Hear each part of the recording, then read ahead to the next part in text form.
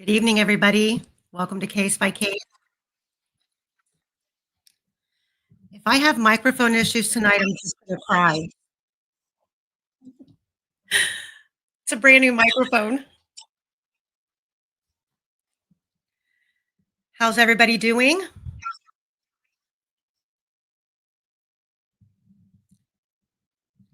Well, as you can see, I've got a lot to go over tonight. I've got Michael Osbrook with me, Cherie, and the streets of Bakerfield. So I want to say hello to everybody. Thank you for being here. I'm going to pull everybody in from backstage, and we're going to get started.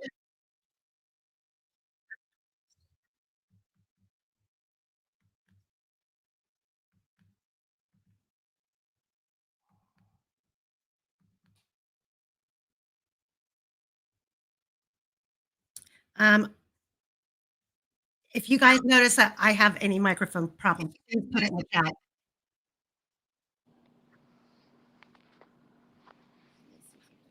I think you sound fine.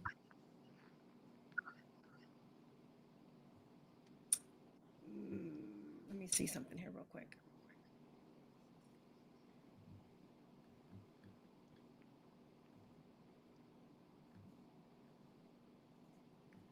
Okay.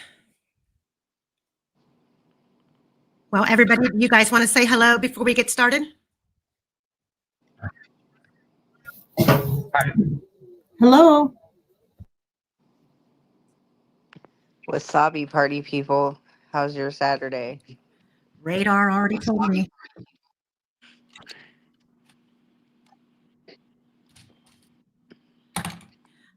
I'm going to talk right into this microphone. I don't know why it does that.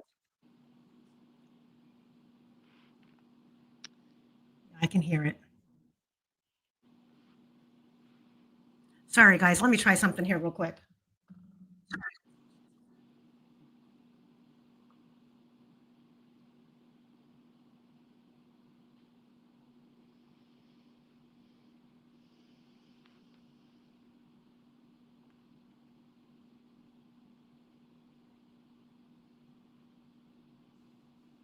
Can you hear me now?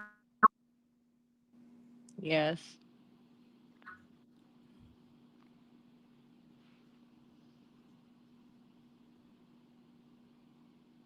Okay, hang on.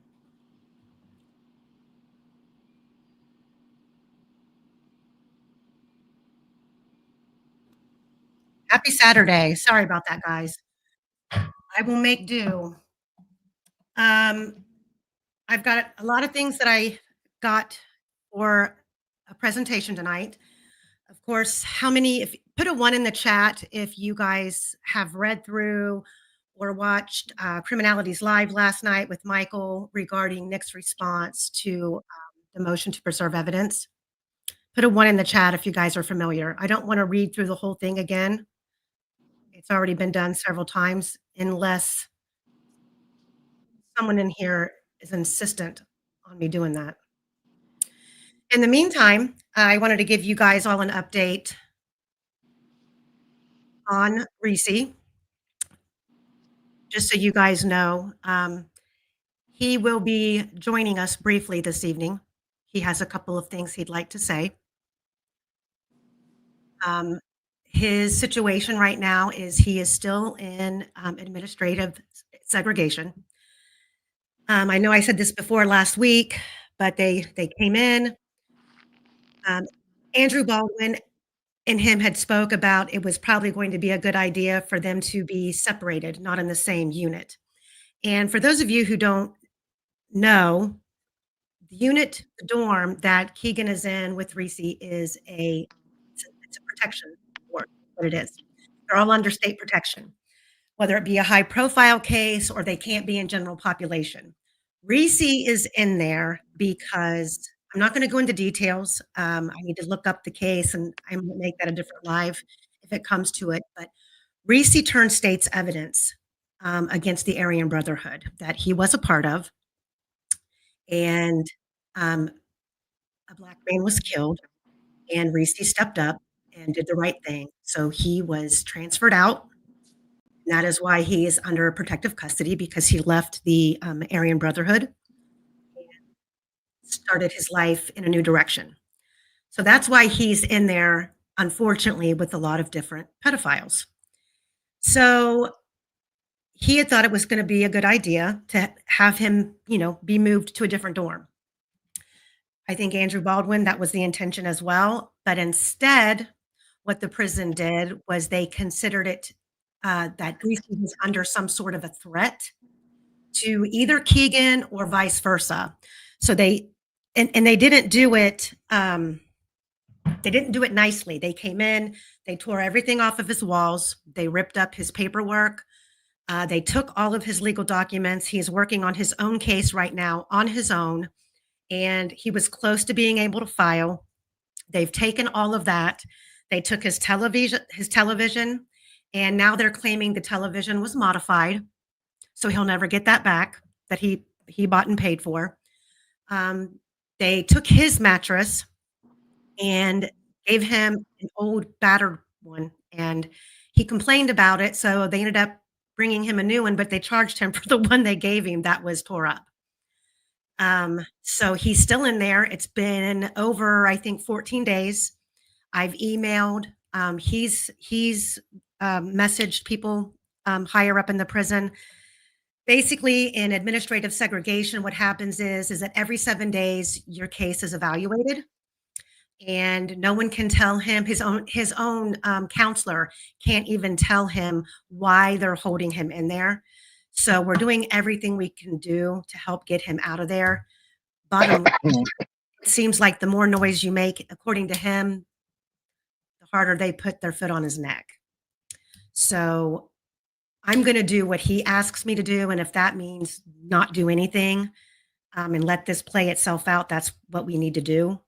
Just so Michael, can the ACLU or one of those like lettered agencies get involved in protecting him? Because obviously, like he's being retaliated against. I don't think he needs protection. He just knew. Put it to you like this: when the subpoenas came out during the trial, that was basically the light bulb for Keagan that, holy crap, this dude is telling on me. And pretty much Keagan stopped speaking to Reesi at that point in time. And when he comes on, he'll tell you guys a little bit about that. But he doesn't need protection. He just thought it would be better, thinking that, because of the information that he has, that this was, going to be taken serious, that it wasn't probably a good idea that they were in the same dorm together, which it's not. But for whatever reason, this is what's happened. And you heard flat out in Nick's filing yesterday that they are monitoring messaging. And I know that him and which I do not care if they monitor our messages. Everything in the messages is readable. And I don't think that there's anything that Nick can come out and say, oh, look what Reesi said here. He's lying. That's why you didn't hear him bring that up. So I don't know, Reesi or Michael or Streets, one of you guys have something to say? I just feel bad for the dude. Yeah, you and me both. And I feel bad. I think he'd have to file a grievance about the situation, and before the ACLU can do anything or anybody else. Yeah, I think that he's done that already, because I told, at first he didn't want to, and I said, no, you need to, because you need to have the paper trail on what's going on in there. And so I believe that he did. And then he also wrote a couple of people higher up. I think he wrote the assistant warden or the deputy warden. They've been so this is what they did. They tore up his room, like tore everything up. And being in administrative segregation or administrative seg, whatever they call it, he's not allowed to he can't order a lot of things off commissary. So he has no envelopes, he has no paper, and they gave him some like special rubber pen or pencil that barely writes.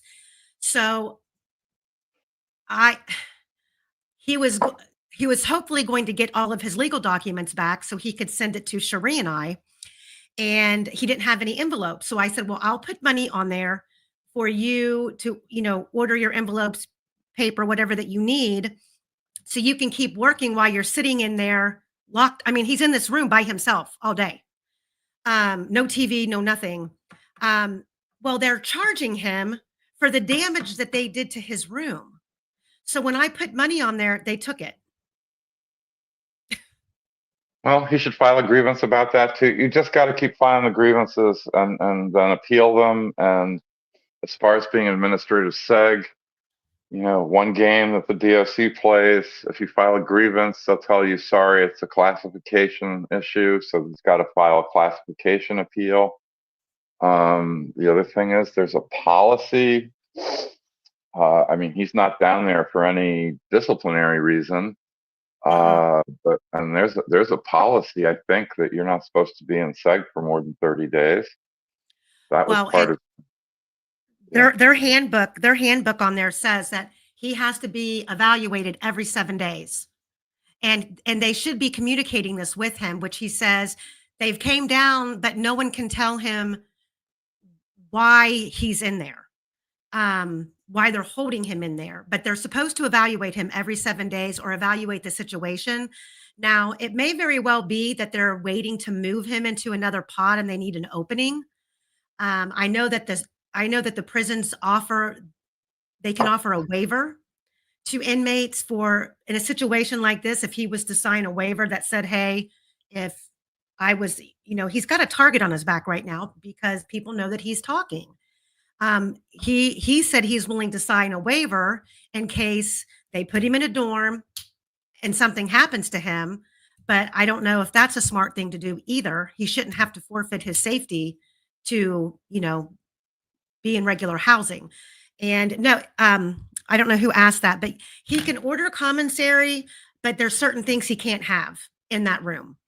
So I think he can order food, but he can't order I think there's certain things that he can't have. And the thing is, he had all of this stuff, and they took it. And the records that Nick McClellan produced included a notation that he'd written to John Little of Said and Little. John Little is one of the killer civil rights lawyers, and I'd say write to him again.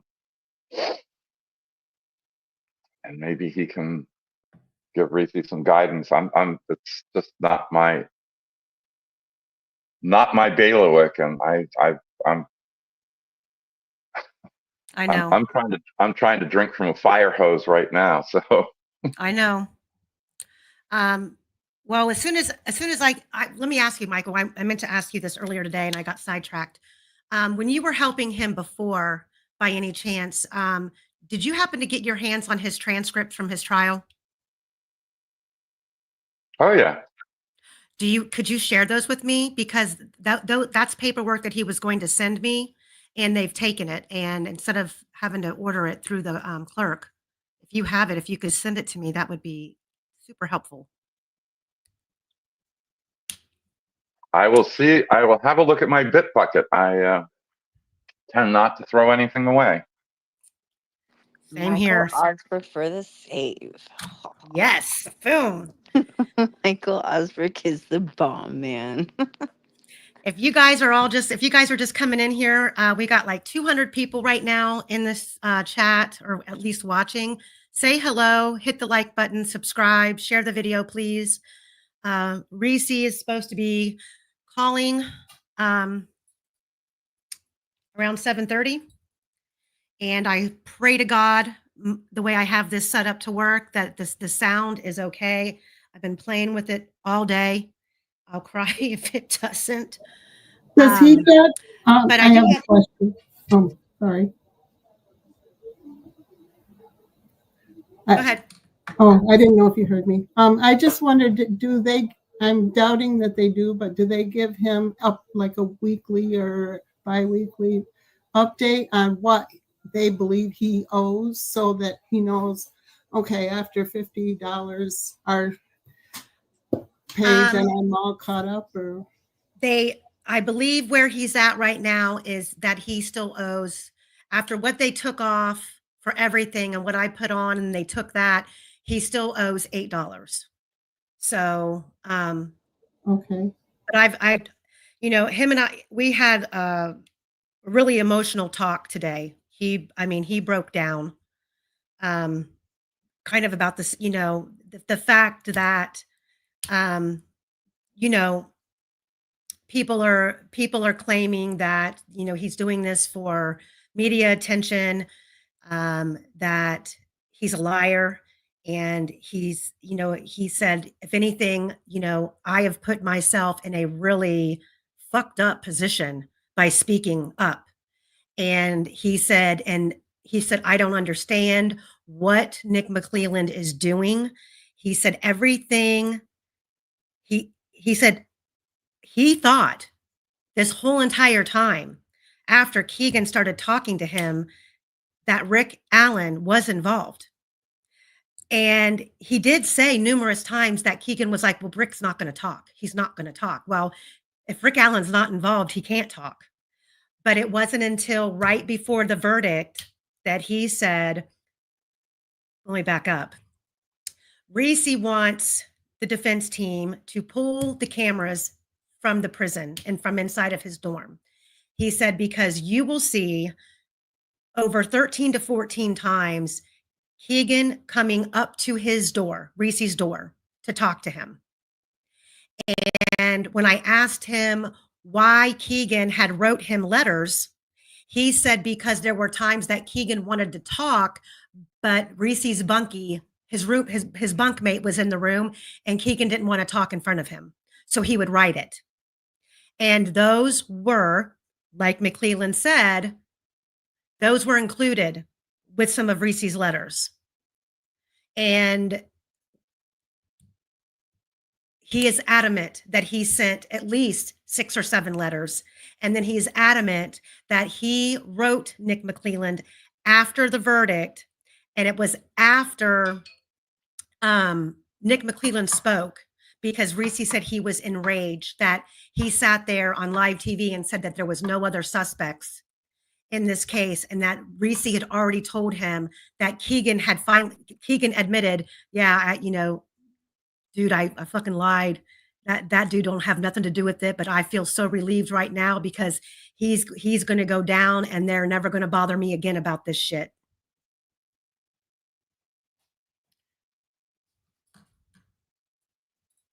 Can I say something about the letters and the DOC records? Absolutely. So to start with, the DOC only keeps track of so-called legal mail. I think one of the things in the exhibit says legal mail bag on top of it.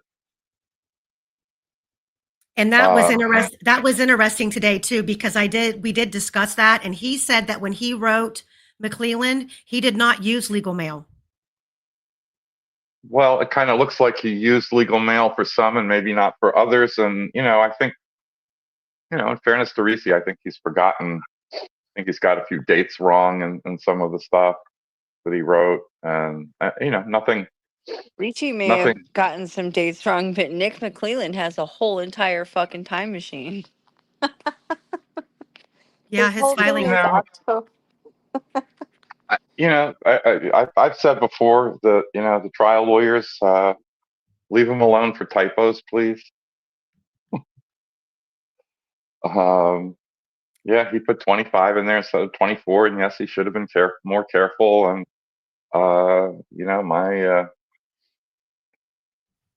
my daughter-in-law to be sent me a check written and for dated December of next year. You know how most of us usually do the year turns, and that's when the misdating of checks starts to begin. But she's so far out in front of the airplane. She's dating checks a year from now. Yeah, leave them alive. Yeah, it's a typo, and that's fine. And they weren't careful. And I wrote a motion. I wrote a motion the other day that a 2 should have been a 3. I'm sorry, a 3 should have been a 2. And actually, that was important. I mean, people wouldn't have known it was talking. And by the way, that kind of thing can be a true pain in the rear, because there was a case in the Seventh Circuit I had, and in those cases you have to file the first thing in a brief is called a jurisdictional statement, which includes all the dates of the things and how it got to the court and what gives the court jurisdiction. And I spent over $100 to print the brief, send it up there. This was even after they said it was good to go. Somebody fly-specced it, and I had to reprint the briefs and send it up FedEx again to change a 4 to a 5. Mm. Yeah, I can. Well, with Nick, I mean, I can see getting. By the way, Pert, no, Reesi knows now that Richard Allen was not involved. So when Ron Logan came in, Ron Logan approached Reesi because Reesi did a lot of stuff for other inmates in the law library. That is how Ron Logan and Reesi became, communicating. He wanted Reesi to help him do some things with some legal paperwork. Over a little bit of time at first. Go ahead. No, you go ahead. I mean, you've got some factual information. That might even change what I was maybe going to say. Over some time, Logan started talking, and initially, what you guys heard Reesi write in the initial response to correct the error that Nick McClelland included the paperwork for, or no, that was from the defense. I'm sorry, the motion to correct error, where we heard from Reesi for the first time, and the walking and talking and the rabbits and all of that. That is how Logan initially started discussing this with Reesi, almost as if it was an accidental situation. Things got out of control. He was drinking, yada, yada, yada. Over time, that changed. And that's when Logan started feeling comfortable. And, Reesi's made it very clear that this has been really hard for him because he really just wanted to knock the dude out. But he had to sit there and look at him like this conversation was okay to be had. Excuse me. So, he said sitting there listening to it, he had to, nod his head and act like, oh yeah, you're so freaking cool. And he said it was the exact opposite. He wanted to literally just pound the crap out of the guy. But it went into the phones. It went into this child pedo ring that was going on, and him saying that they were buying the phones. I think Reesi will get into a little bit of that tonight about the buying of the phones and distributing the phones and making a lot of money. And this was something that Ron said that he did this day with 2 other people, but he never named names. So there were a lot of details with these 2 friends that Reesi didn't know really who did what. He just knew that there were 3 of them. In March, when Keagan came in, now mind you, Logan was already gone. Logan had already passed away. During that time is when Reesi reached out originally to the state, which I believe it was Robert Ives that he reached out to initially. Or no, maybe not. Maybe not. No, it was McClelland. Because Reesi was concerned that Ron getting out meant that he was going to go home and destroy whatever evidence that was left that he was worried about the police finding.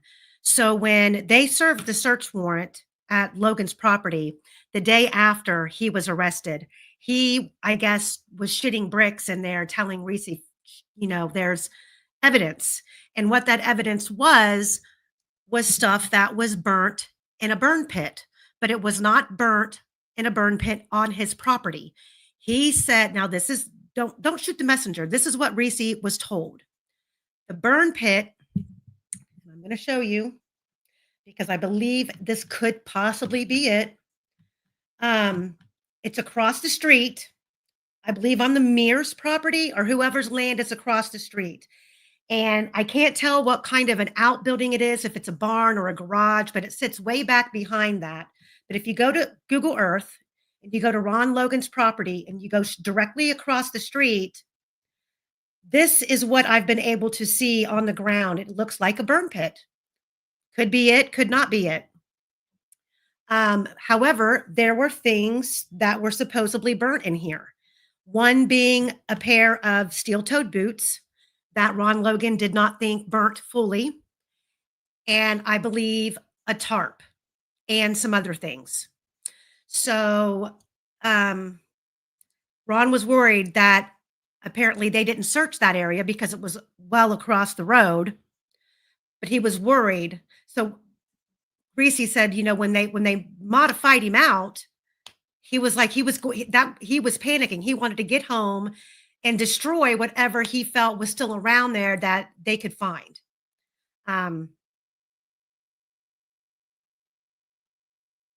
No, not across the private drive, Radar. It's literally like you walk out the front door of Ron Logan's house, you walk across 300, and there is a field there. There's a property there too. I don't believe it's a house.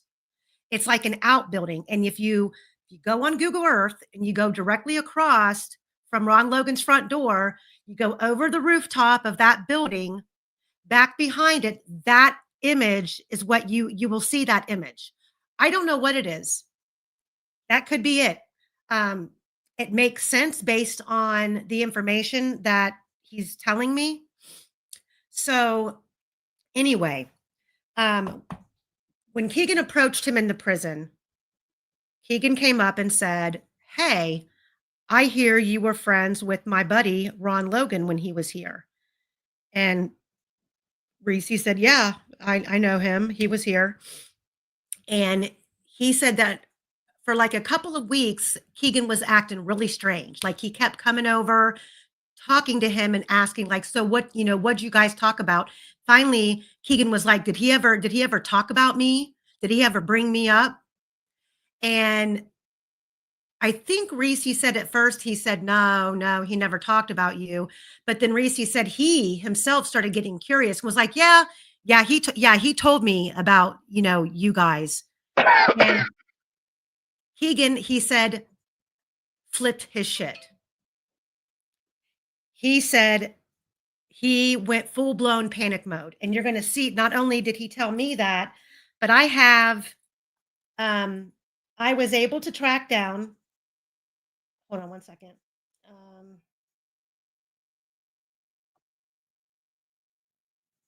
Okay. He's calling in about 10 minutes, guys. I was able, because I knew there was going to be an issue with McClelland releasing these letters or even admitting that he got them. So I started going through people that Reesi has communicated with about this situation and got screenshots of the messages that he has sent during the trial about this whole situation, him discussing it with someone else, not just with me, not with the defense team, but independently before he even came in contact with me or anybody else. He was discussing what was going on and how Keagan always tried to be around him because, for one, Reesi is one of the few in protective custody that's not a pedophile, number one. Number two, Reesi don't take no crap. So being around somebody who's been in for as long as Reesi's been in, they tend to want to be friendly with you. That way they feel like they have a little bit of protection. And he felt that's why Keagan was trying to be around him and talk. But Reesi will tell you Reesi is 100% convinced that this phone child thing that they were doing was something that him and his dad were doing together, and that Keagan claimed that they have fallen out because his dad was not accepting any responsibility for being involved in any of the stuff going on with the phones when his dad was doing more than what he claimed. And I mean, if you guys go and you listen to Keagan's interview with Shaggy and Maggie, Keagan's even saying to them that, yeah, he has 25 charges, but they're not all his. Only like 7 are his. The rest, his dad did. And there was some talk about Keagan's dad getting caught in a ski mask at someone's house. Yes, Reesi did take a polygraph. I don't know how legit the polygraph was. When Reesi communicated with the investigators before they came up, he told them to bring it. He was ready to wear a wire. He was ready to do a polygraph. And he said from Jump Street, they treated him like an idiot. And they kept saying to him, well, it don't make no sense. You don't want nothing. You're telling us to take all this reward money and give it to the families. What kind of sense does that make? That's Greeno, by the way. Who?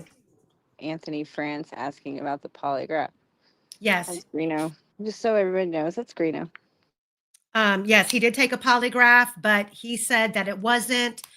He said the question, they didn't ask like a lot of questions, and he said that they kept interrupting him because they were asking him questions that he could not answer yes or no. For example, they gave him a sheet of paper and they said, you have to write 2 paragraphs. That's it. Do the best you can. And he was like, how am I supposed to take months worth of conversations and put it into paragraphs? And everything has changed since this started. You know, that these people started off lying about certain things, but now I know because these 2 people are here at 2 different times. And some of the things that they're saying is different. They're blaming each other for doing something that they're basically trying to put more blame on one or the other. He said, but pretty much the stories line up. And he said, you know, they asked him during the polygraph, did you tell the truth? And what you wrote in your statement, is it truthful and complete? And during the polygraph, he's like, how can I answer that? Yeah, what I'm saying is truthful. But whatever they're telling me, I don't know if it's truthful. And what I wrote is not complete. He said it was a joke. He said he was pissed. And you guys are going to hear Reesi's Tourette's is not, he doesn't have hard tics. Reesi has, it's a more of a stuttering tic that he has. Any And neurological condition should make a polygraph ineffective and not able to use against him. They shouldn't have even given him the polygraph. There's other ways to do that. well, all I know is that go ahead. No, I was going to say polygraphs are used as an interrogation tool. It's to put pressure on the people involved. It's not, and they have to be used carefully, and they have to be used by a really good interrogator. But the polygraphs are not done for the sake of the results of the polygraph. They're done for the sake of the effect on the subject. Mm-hmm. Right. Trial Junkie, I want to thank you for saying that. We're nice here. I do want to say to everybody that's been in these lives and in my chat, you guys have been awesome. I mean, it seems like everybody gets along. There's not really any drama. I love that. So I want to say thank you. I appreciate it. And back to what you were saying, Michael, when I was hired on at the police department, I had to take a polygraph, and it's very stressful and nerve-wracking, number 1, but number 2, as soon as I was finished, the examiner tried to tell me that I failed, and I was like, "Failed what?"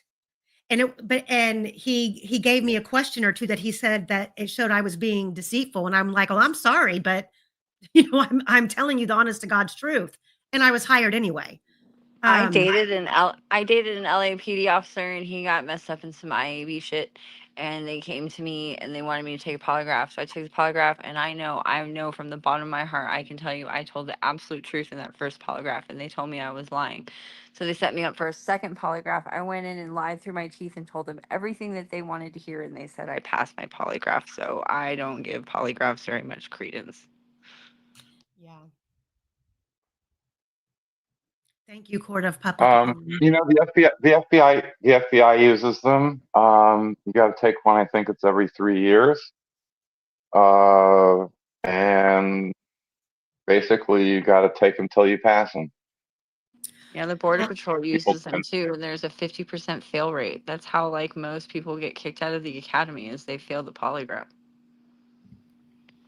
Well, I think it really depends on the examiner too, and how unbiased the examiner is, And I think in a situation like this, um, Reese's impression of the whole situation once it was done and over with was they only showed up so they could say they did. They weren't interested in anything he had to say. When he was getting, and hopefully he'll be able to take a deep breath and speak tonight. Today he was kind of really upset because I was kind of reading to him Nick's response, and he really lost it. He was angry that he's being accused of lying. Um, and he kind of broke down and cried, and he just said, this is fucking bullshit. He said he's going to call me a liar. He said why this man is defending people who were a part of this, and he's not charging them, and he's calling me the liar. Like he took that very personal. So look, I there just are problems. There are problems. Even with the confessions of all the various people, and there are problems with every version of what happened in this case.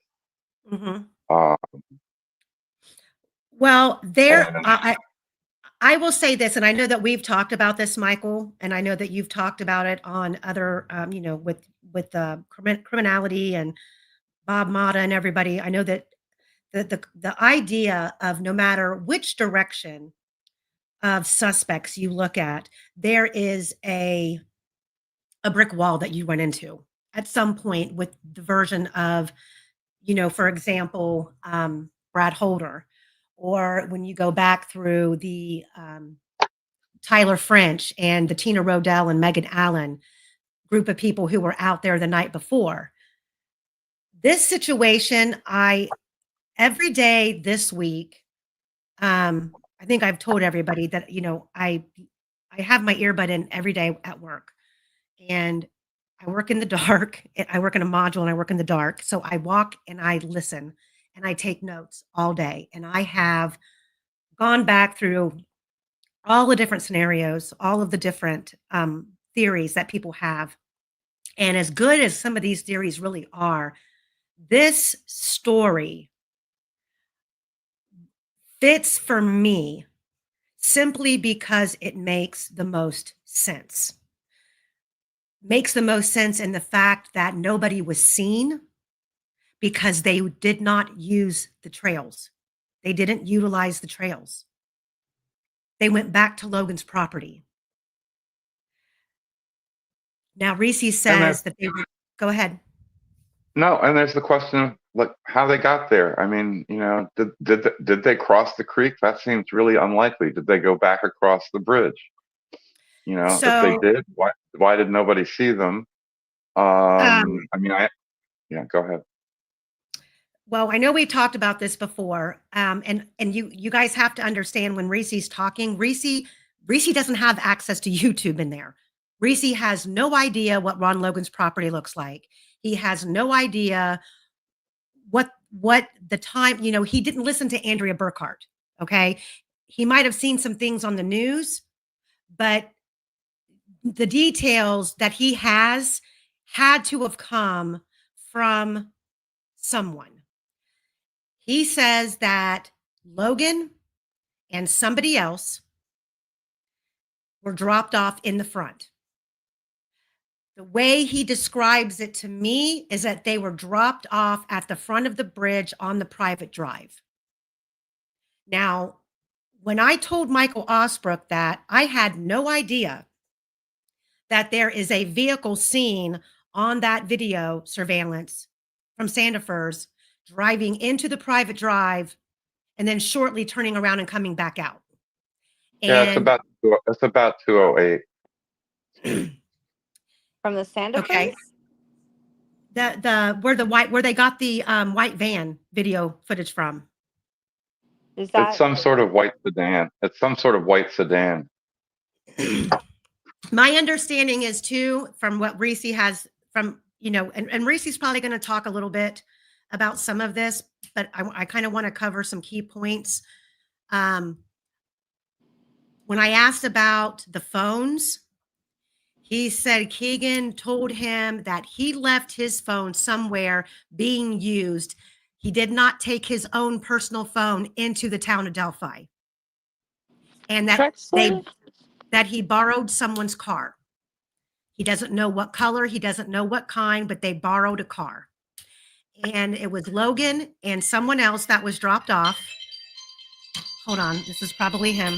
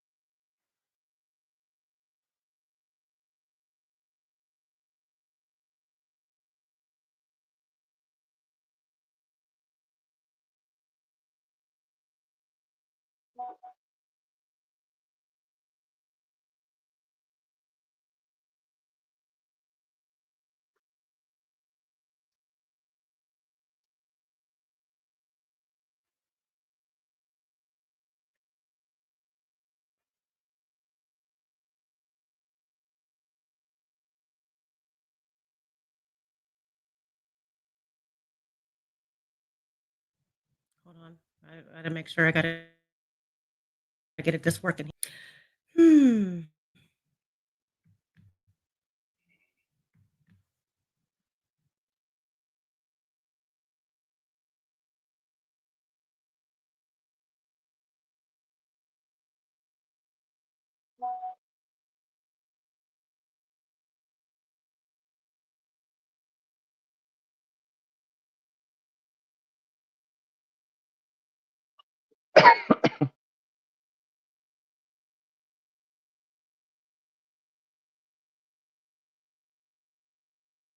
Please stand by.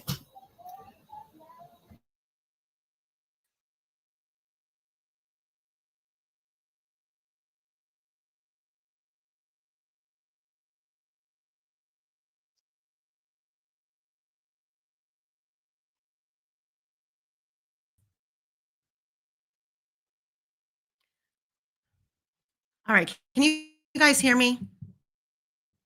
Yes. And Streets of Bakerfield accidentally kicked herself out. Okay. He's Backstage. calling back. He had a bad, oh shit. He had a little bit of a bad connection. I could barely hear him.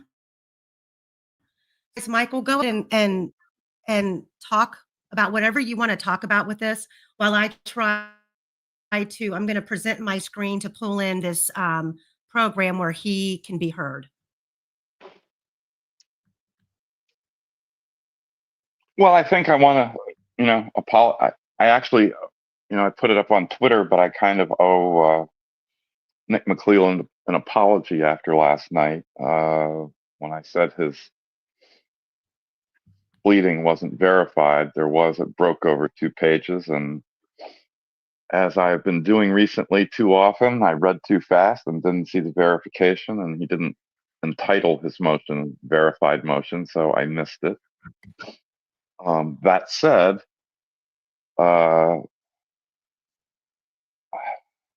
his response is just nuts.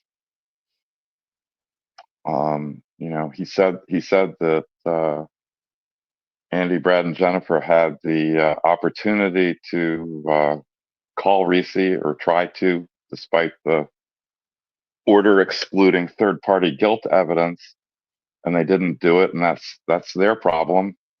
Of course, without those letters, they could not assess whether to try to call him or not.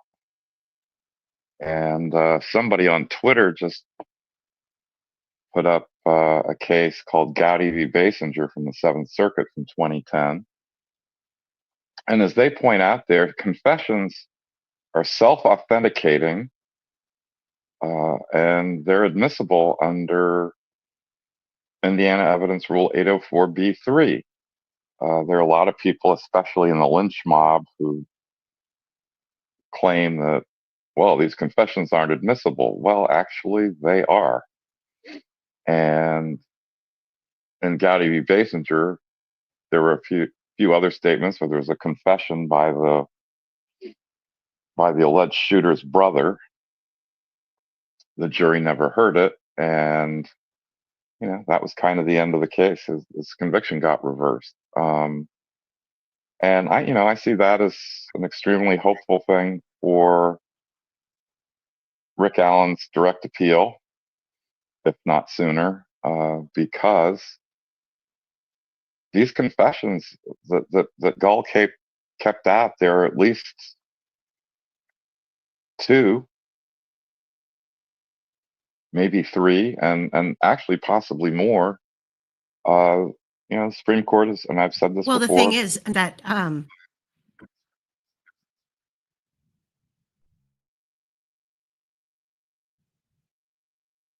the other issue, icing on the cake in this filing to me was you had your chance, you could have called them, yet to say, well, to discuss Ron Logan. They weren't allowed to discuss Keagan Kline information into this trial. Well, and that's what I'm saying, but they couldn't. And so it changed not getting the letters. They could have made the assessment. So 2 things happened. One, McClelland had at least 2 letters, maybe 3. It's interesting that he's only fessed up to 2, claiming he might not have even received the 3rd, and he's only fessing up to letters that have to be explained by the DOC records of the mail. I found very interesting the word he used in the motion, that we recovered 2 of the letters. I don't know what that means. What do you mean you recovered them? I mean, you go find them, or you discover, you say, oh gosh, we went and found them. And then he also complains that Andy didn't verify the letters. I think he basically says he didn't verify the letters or the truth of what was in them. And he wrote Nick McClelland saying, who you got these letters in the videotape? And McClelland basically said, go pound sand. Mhm. You had your chance. And so he tried to kick verify rocks. them. And the other thing is, these Before DOJ he put it in a filing. Yeah, and and that's kind of with discovery, that's what you Filing. need to do. I mean, even under the local rules, under the actual statewide trial rules, discovery disputes, you have to try and hash out with the lawyers on the other side, because the courts don't want to be bothered with squabbles. This is war. You can't apologize. This is war. I'm just joking. I'm sorry. I'll shut up now. Well, the other thing that was the thought I had today that was kind of interesting was, a lot of people have pointed out that he's got this, and Michelle After Dark did an absolutely hilarious, commentary on this filing by Cleveland. It was so hilarious she could hardly stop laughing. But she focused for a little while on McClelland's extremely narrow definition of discovery, and and so they turn over these 20 terabytes of stuff, Mm-hmm. and they call it discovery. But now Nick has said, well, it's basically only stuff we're going to use at trial, or stuff that tends to exculpate the defendant. And if that's true, if that's all that is discovery, then the protective order really covers very little, because that's not discovery. That's just stuff they turned over.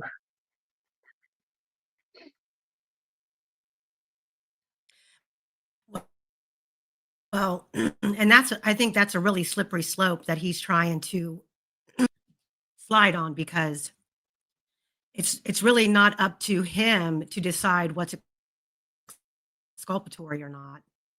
And well, and the thing is maybe that looked today. Yeah, go ahead. And it is up to him in a way. I mean, it is. I mean, that's. Isn't there a statute? Rules. Well, yeah, there's a local rule. They have to turn over anything that tends to. They have to turn over anything that tends to exculpate the defendant, and you've got to. Yeah, prosecutors make this judgment all the time. Now, some prosecutors, as I said on T's Live last night, actually most prosecutors in Indiana, I think there might only be 4 or 5 counties that don't do this. Most county prosecutors have an open file policy, basically saying, come look at everything we got.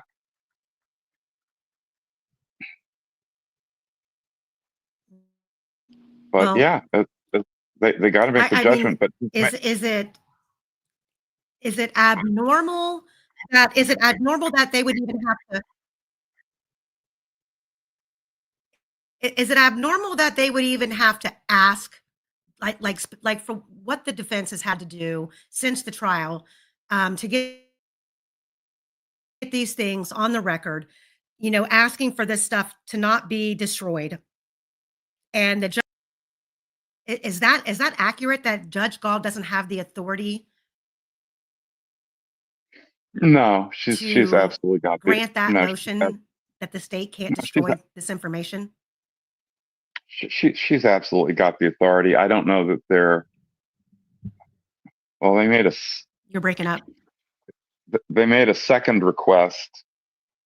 They made a second request, I think, was more specific, but she absolutely. She absolutely has the authority to do that. It's not just the trial exhibits that she has authority over.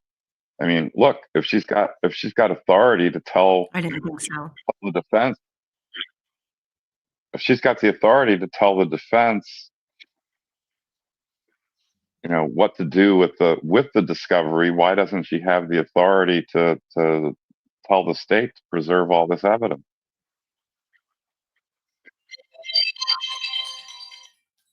Go ahead.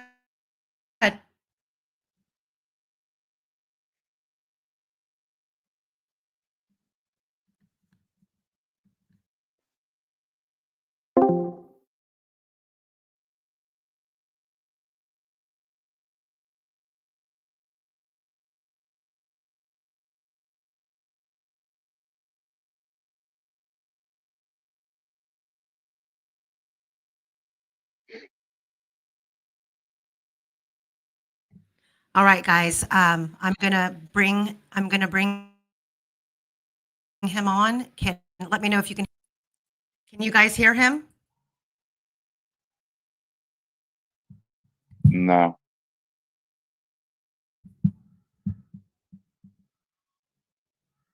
Speak. Do I need to speak up, or Yeah, speak up a little bit more. can everybody hear me? I can hear you. Sort of. Hi, Reesi. I don't know. Hello. Hello. That's Michael. How are y'all doing? Oh, Hello, hi, Michael. Reesi. Long time, buddy. It has been a while. Well, good news. Yeah, it has. Good news. Michael has your trial transcripts that he sent to me. Wow. Wow. That was magic. Yeah. Wow. Wow. Thank you, Michael. Thank my bit bucket. That's awesome. That is definitely awesome. This is a recorded conversation. Yeah.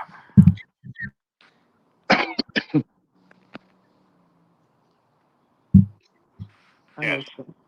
So, well, I kind of explained to them what we talked about today, and Sure. how I explained to you what Nick said in his filing about that he only got the 2 letters. He didn't get, that's all that he could say that he tracked down. He did not include anything from Keagan. And of course, he says that you're not telling the truth. So I'll let you, if you can talk as loud as you possibly can, I'll let you speak. Seems like I need to. Yes, I'll let you speak to everybody about that. There's about 300 people in chat right now. So they're all listening. That's fine. They're all listening. Okay. Well, well, we'll go probably about 2 months before the jury trial of Richard Allen. He was to begin with. I also was under the impression that was Richard Allen, as probably as many people. I don't know. It was that's what I've been relayed the information to from Keagan Klines. Of course, we had about 8 conversations. I would say, face-to-face exchanges. He wasn't comfortable with, my roommates and stuff being awake through these conversations, so he felt better at times. He was a little bit paranoid, so he would, and I would just save the letters up. Some of the stuff, it just didn't seem, it just seemed really odd, because for somebody to come out and give details, that's unusual. Okay. And, these letters that I was getting, I was, saving them up. I was, writing, starting probably 2 months before the trial. I was writing to the prosecutor. I was letting him know, hold on, I want to at least talk to you face to face to be able to get this information, at least hear, what all was going on. Because that could change the facts of the case, and I didn't know which way, it would have changed the facts to. I was just, pretty much handing the information over. Now, I've already been through this once, and starting with Ron Logan, so I wasn't receiving a response. I continued to push the information. You can just drop it in here through the door, sir. Oh, I gotta sign it. Oh my goodness, man. Hold on. Okay. The officer needs me real quick. Can everybody hear him okay? I can hear him. He's doing good. Well, you're fine. Want me to sign stuff and everything. Oh my goodness. You don't have a pen on you? You have a pen on you? I mean, I do. How are they gonna somewhere. ask you to sign something and not give you a fucking pen? Sorry. Oh my goodness. Okay, right. Sign right there. No problem. There you go. And what's the date today? Yeah, 1/25. Okay. Is that good? Hey, I appreciate you. Yeah, that's great. Yeah, hey, I appreciate you. Okay, thank you. Yeah, okay. Yeah, I'm sorry, everybody. That's okay. Okay, so okay, okay, to go where You said that you were forwarding the letters Mhm. to the prosecutor. You know, I continued to send them to him, and probably in about 3 letters or so. He didn't. Through the course of everything, he never responded whatsoever. I figured right before the trial that he would at least, come and at least see what I had to say. Now, you have Keagan. He was coming and talking to me through the course of the trial, and about 3 days before the trial, okay, Keagan came up to my cell door, and he was telling me, he was like, hey, he was like, it sounds like with all, he's not going to be able to walk. That he's going to be found guilty. He said, I'm just telling you that it was him there. He said it really wasn't. He said, I think I'm good to go. He said, what do you think? And it was really hard to bite my tongue because there's been a lot of different things back and forth with people. And I said, yeah, I think you're good to go, man. I think you're safe. And I started crying. I was like, man, dude, this dude just got found. I mean, pretty much didn't get a fair trial. And I wrote to the prosecutor, and I was just like, hey, man, dude, what is going on? And through the whole process, I realized that all the information I was giving him, he was using against Richard Allen. And I kind of exploded on him over it. I was just like, man, dude, what is, all this is, in 2017 this was the same information that I started handing over from the beginning all the way up to the current, and I just didn't understand, what was on his mind. I'm just like, dude, this is foul play. Now I knew it wasn't Richard Allen all along, and it crushed my heart. I really thought, from the bottom of my heart, I really thought he was guilty up to this point. And when the information came out, when the files were released, and Andy Baldwin came up to see me, he came to see me. At first, I wasn't willing to work with him because I really didn't know, if he was guilty or not. I mean, you could ask Andy. I just wasn't comfortable with it. I said, man, I wasn't some predator out. That's just not who I am. And I just wasn't going to do it. Released later on was that the information, that they used, through the whole trial, that it was true after all. And I was just like,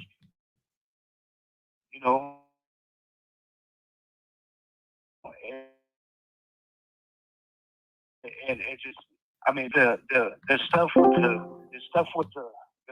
lie detectors test, the questions, I'm sorry, was somebody talking? No. Go ahead. Okay, the questions were asked. They don't have the questions. They don't have the videotape. There was a really huge, video recorder in my face. Now I'm in a foot from my face.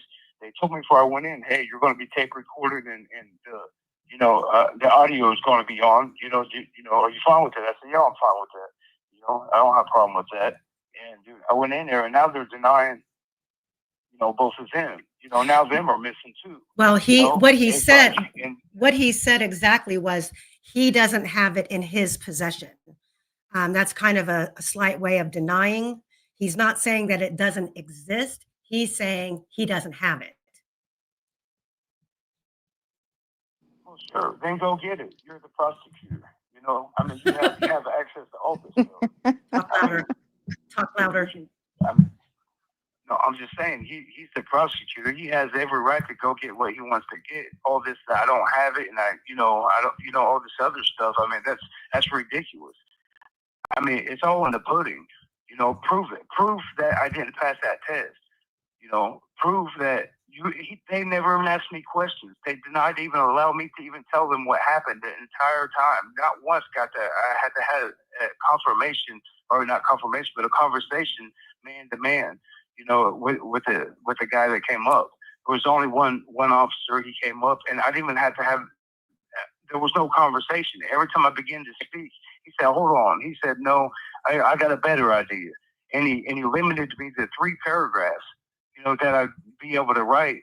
And I'm just like, then he said, "Well, you know what, you're under, you're going to be under oath that you will be charged if, you know, you're not honest." I asked him a question. I said, "Well, okay, that's fine, but are you talking about the information that they gave me, or the information that, you know, pretty much I'm saying what they spoke to me?" He said, "No." He said, "No, just do the best you can," and just left it all ambiguous and had me in an uproar. Like, man, like, I don't want to be held to the account of what somebody told me, you know. And it's like, you know, to be able to jam everything in 3 paragraphs and being told to stop in the middle of writing.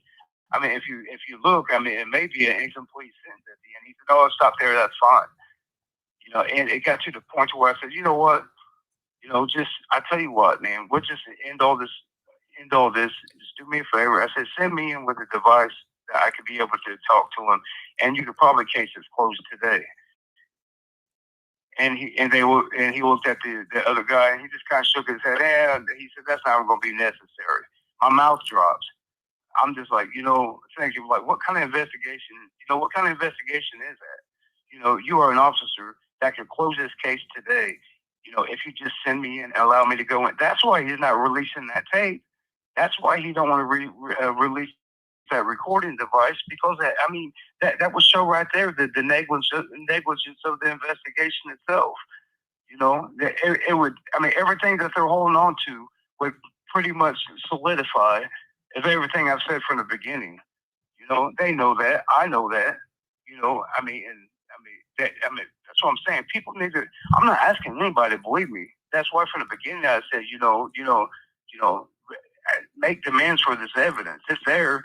You know, they can say what they want, but it's there. You know, how would I know if they really have it or not? And taking the chance and sitting there saying, "Oh, and turn around and be like, 'Oh, we have it after all. Here, look, he's a liar.' I didn't know that. You know, I don't know. You know, and they're not releasing it because it will prove that I'm not the liar. He is. I'm not going to sit there and face off with the DA, sitting here calling him a liar. If I'm sitting here lying, what do I look like? You know, it's just. I mean, he knows. He knows exactly how all this went. He knows the negligence of the investigation. He knows what I'm saying is true, and that he's swatting at flies here. You know, he don't know what to do. You know, he's trying to figure himself out. You know, and he's using information from a child predator, a child killer, saying, "Oh, well, that can't be true because this guy that was before not credible, now he's credible." You know, now I want to use his information to solidify what I'm telling you. That don't make no sense. Well, you know, you don't have anything else. Can you, by the way, everybody's dropping messages in here telling you thank you for speaking out, and people are praying for you, and they think that you're doing the right thing. So I told you have a lot of people who believe in you. I think Sherry you're a Sykes, badass. thank you so much. Sherry Sykes, thank you so much. Who is that, Sherry? No, this is someone in the chat. Yes, I will put that on. Someone put money on here for your commentary. So, hey, since all of this is, can he hear me? No. Can he hear me? Can you hear her? Can you hear her? I hear somebody vaguely. Okay. Ask him if Hey, since all of this has happened, have you talked to anyone named Dr. Monica Walla? She's a prison psychiatrist. Have you Did you ever hear talked that? to her? I don't know. Dr. Monica Monica, Walla. no, no. I'm not sure if I have or not. Okay. No, I'm not sure. I'm not sure. Will you be? Is she for mental health maybe? Yeah, she's from mental health. She would be in mental health. Okay. Well, yeah, I'm still not sure, but okay. Well, if you ever come across that name, let me know, okay? I know you don't know who that is, but just if you ever come across the name, let me know. Okay. Okay. Good enough. Now, if we get cut off, because you're going to get cut off, you can call me right back. But do you want to start? Sure. Do you want to start to discuss with them what was like? You don't have to go into the details. As far, Sure. we'll get into a couple of things, but I want you to discuss with them your personal impression of Logan and Keagan and why you feel so strongly about them being involved and that what they told you was true. Why do you feel so strongly about it? Well, speaking of Ron Logan, I mean, he actually came off as a real meek, mild, almost like a grandpa. I mean, at first, that's the first impression that he struck me with. When I met him, he was really nervous. You could tell he hadn't been in the environment. I'm the type of person, I didn't know who he was. I'm the type of person when I see somebody like that, especially an older gentleman. I went up and offered him some coffee, made him some coffee. I was like, hey, you doing good? And he was like, oh, and he asked me about a kiosk to set up an account to read his letters and stuff like that, to check his commissary, stuff like that, and that nature. So I went and helped him to set up his passcode and that kind of nature thing. And it was really odd because in the middle of helping him do this, he looked, I seen him stare upside of my face. He was like, you don't know who I am, are you? Or do you? I was like, and I thought it was just a weird question. I kind of looked over at him. I said, like, no, who are you? He said, oh, I'm that property owner in Delphi, the guy that's been on TV. And I'm like, I'm just looking at him. I just felt really odd, like, okay, yeah. And I said, okay, and I don't judge people, if I don't know what's going on. It's like, how do you feel about that? And so, we began a little bit of small talk at first, okay? And he just seemed mild mannered, and he really didn't take to nobody but me. I told him, I said, man, just stay out people's business around here, kind of telling, and he just seemed real mild, and he didn't seem like that type of guy at all. Well, until, later on as we got into conversations, same thing with Keagan. He's really just seems kind of really soft. Don't seem like that type of person either whatsoever at all. But there's something about the nature of people like that that there's just something in them that when it comes to them type of things coming out, it's a whole different demon comes out. I don't think people that do things like that have a certain type of face. You have 1 minute remaining. You want to call me back? I kind of learned that. Sure. Yeah, hang up and call me back. All right. You're fine. Okay, bye. Thank you, Dee. Okay, I'm convinced we need to start Okay, a campaign to get Ricci out of prison because that dude is cool and I don't want him there. So we need to figure out a way to get Ricci out of prison. The thing that's so frustrating about his case is the fact that when he picked up the phone and called the police on himself because he was high and he knew he needed help, his life would have gone in a completely different direction if he would have picked up the phone and called a rehab. Yeah, poor guy. Yeah, fuck. And of course, the cops took advantage of that and just threw the book at him. What a bunch of dicks. You guys, thank you so much for all of the super chats and things. I really appreciate it. It will help. These phone calls do get expensive, and are you seeing what Julie Dover's saying about Kurtz? What she No, said? I'm not. I didn't see that. So she said that the night before the verdict, someone came up to her and told her that she thought that they thought Ron Logan did it with Mark Kurtz. With Mark Kurtz or Garrett Kurtz? Mark Kurtz. M. Kurtz. Mm. Good old Marky Mark. Well, And she said she never heard of Kurtz until he said his son murdered 2 people.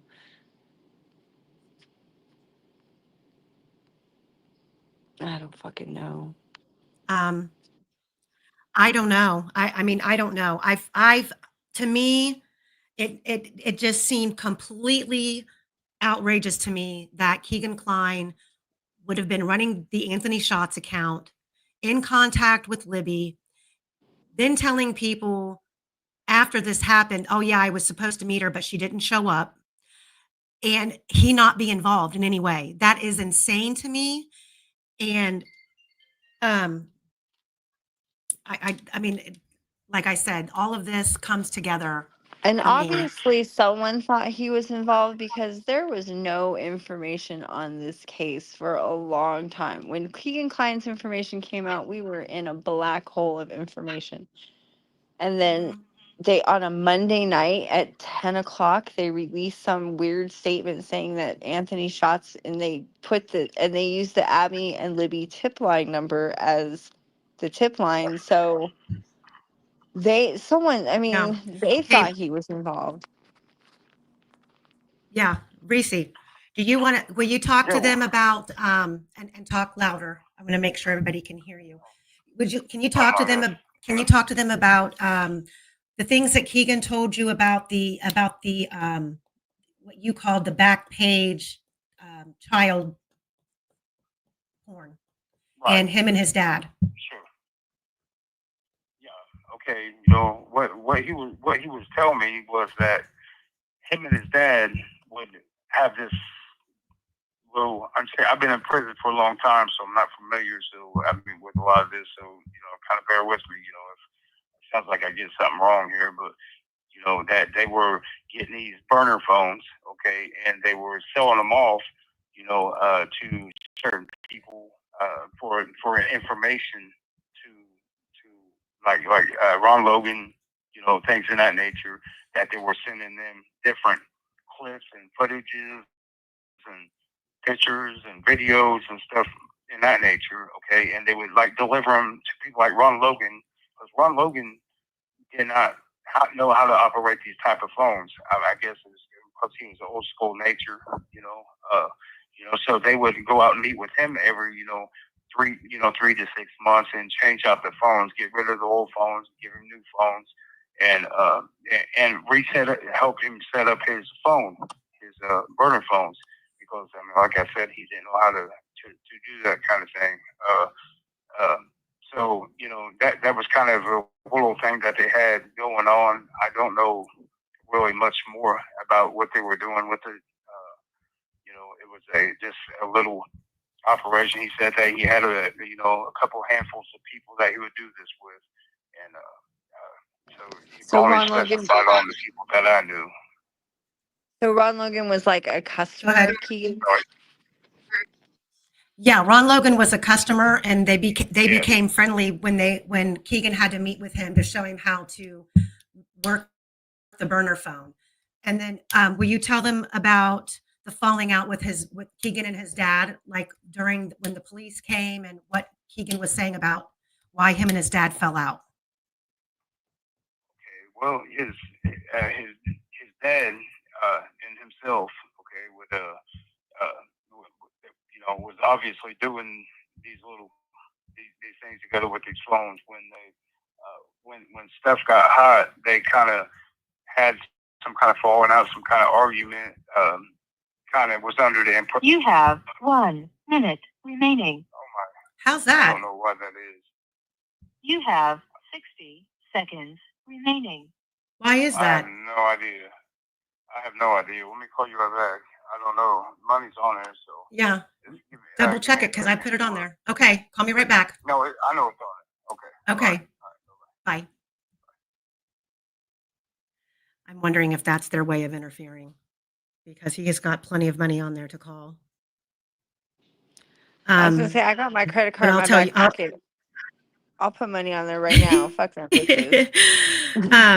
well, they just switched over to this new app system, and it's not completely working. But then again, I don't know if someone's running interference or if it's just the app not working. So, but what he did say was that he asked me. He said, "Did Keegan's dad let the police into their house, or was there a search warrant?" He said, "I really don't know what he was saying," but he said that Keegan got mad at his dad because, yeah, Dee just said, "I hope no one reported him for making a three-way call." So It's a recording. He's not live. It's a recording. So whoever's reporting him, snitches get stitches. Dumb bitches.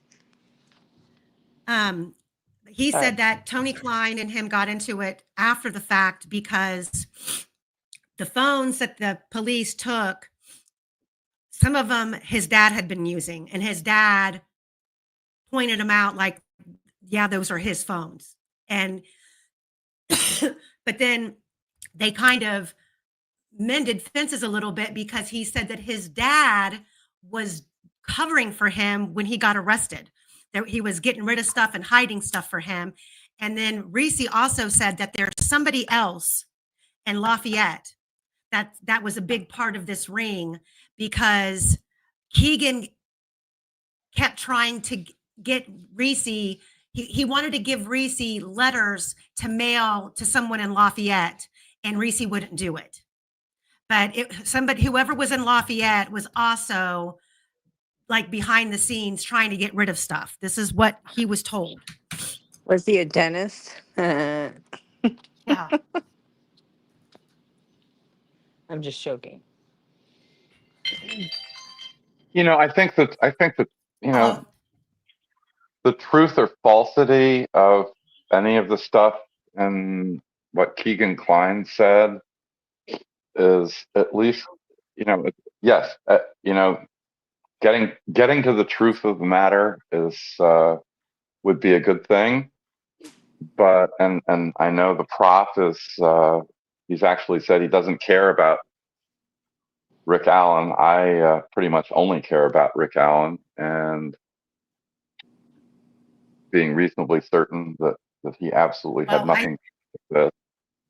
And I just wanted to say that, yeah, sometimes justice follows truth, and getting to the bottom of it will set Rick free, almost for sure. But sometimes truth follows justice, and uh, whatever the truth or falsity of what Keegan Kline has had to say, and what Ron Logan had to say while he was still alive, uh, are important for the effort to get Rick out. It feels like that I Dropbox would be important. yeah, and the drop box just completely fell off the face of the earth. That Keegan and them were using. So Reese's back on here. Are you there? Yeah, I'm here. Okay. I was just So can you? Okay, let me see. What else did we talk about today? Do you want to tell everybody why this Keegan and Ron Logan could have ran into anybody in there. However, they both happened to run into you at different times. But if this information would have went to someone else in there, we may not have this information today. Somebody else could have, just whatever with it. Can you tell them why it's important to you that you stepped out of the box and put yourself out there? Why that's important to you? Take a deep breath. well, I'm fine. Yeah, I'm fine. I believe it's just that, I'm a father as well. I love my children. I love them with all my heart, and I couldn't imagine in a million years Okay, if I was in a predicament to where, where this was going on, and nobody would speak up, I had to kind of set my pride down because this is something that is crucial. This is something that it's not about me. It's not about who believes who at this point. I mean, yeah, okay, that's relevant to a degree, but right now, it's people need to focus on them girls. People need to focus on the justice for them girls. Um, you know, I don't think anybody should walk into this believing anybody off the jump. I believe that no matter who deals with who, that you should keep an open mind because you do obviously, from what I've learned and what I've been discovering through this whole thing, is you got a lot of opposition, and there's just been a lot of people stepping up to the plate for the wrong reasons, and I've been a victim of sexual abuse growing up, a lot of it, and I just know how it is to be that one that don't have a voice. Them girls went through some serious brutality, and it's like, people are making a mockery of this, and it's pissed me off so bad. It's broke my heart. It's crushed me, and I don't know what the reasons are. People have tried to step up to the plate. I'm not going to act like I do know, but I came into this asking for absolutely nothing. Absolutely nothing. I wanted them girls to finally get what they deserved. You know, and I mean, I never expected anybody to bully me. I still don't. But I believe people should be open minded and ask for answers. That's all I've asked for. Ask for answers. I mean, I am somebody that has a bad past of drug history, and that inherits automatically addictive behaviors. I get that. And that's why I never expected anybody just to believe me ever. Matter of fact, I expected pretty much what I got. So far through this. But that's why I'm asking people: follow the evidence, ask for answers, seek it, make demands, rattle the chains. I mean, don't give up because this isn't about nothing. This isn't about even the prosecutor. This isn't about me and what I'm saying. This is about seeking the truth. The evidence out there speaks for itself. I mean, that's why I've said from the very beginning, don't even take my word. Ask for answers. I mean, because there's just so much going on. I want people to really see that there's a whole lot going on that just don't smell right. And I've been sensing that since 2017 after the murders of the kids. I've been dealing with this. I've been pushed, suppressed. I've been kept where I just really where it didn't matter what I said. I've had a lot of nights just crying in tears because I'm not saying I still know what happened. I wasn't there. I didn't. I'm not. I wasn't there when it happened. When these crimes were committed. I have no idea what happened, but I do know what two men told me.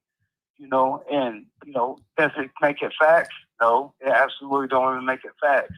But I think it's really strange that two people would have two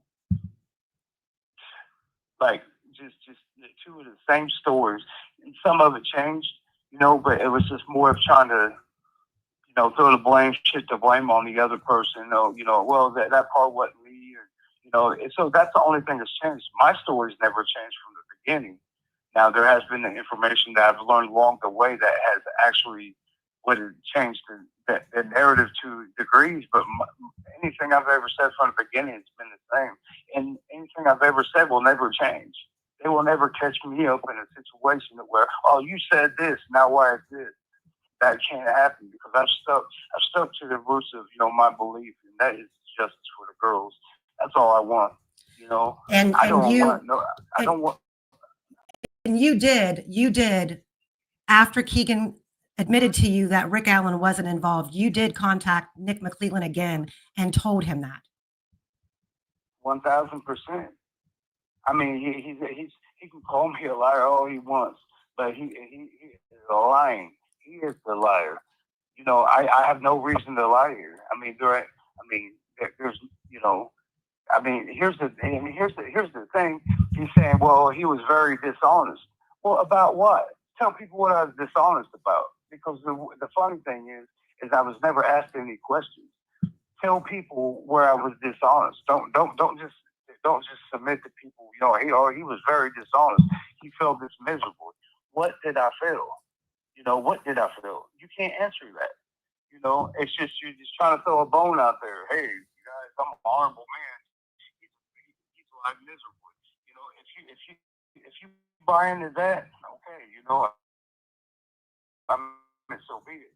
But that's not the case here. He can't be honest. Because everything that I've said has been true through this whole thing, and I, what do I have to gain? What do I have to gain here?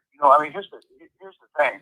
I'm in prison, okay, and coming out doing what I'm doing. Don't only have me in a little dog cage for God knows how long. Taking the place of Richard Allen pretty much by trying to do the right thing. But it also has me to where if I step back on population, I'm gonna get my throat slit myself. I put myself in a bad situation, but you know what? It's working for me. I'm taking the chance, but I still ask for nothing out of it. There's nothing to gain here. I have more to lose than to gain. It just don't make any sense to act like that. I have some kind of, it's just, it don't make sense. And he knows he's not making sense. I'm not sure if he's going to be able to make sense out of it. I don't know what to think right now. My brain's scattered.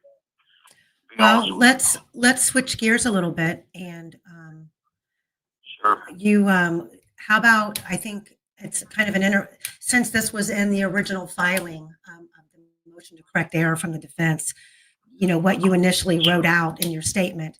Do you want? I think it's an interesting, compelling story that the way that Ron Logan described to you how he encountered the girls that day, what was like what he did, and passing them, and then you want to tell that story? Sure. Yeah. Okay. You had Keagan Klines, him and this third individual, and I don't know if there was really a third individual, at all.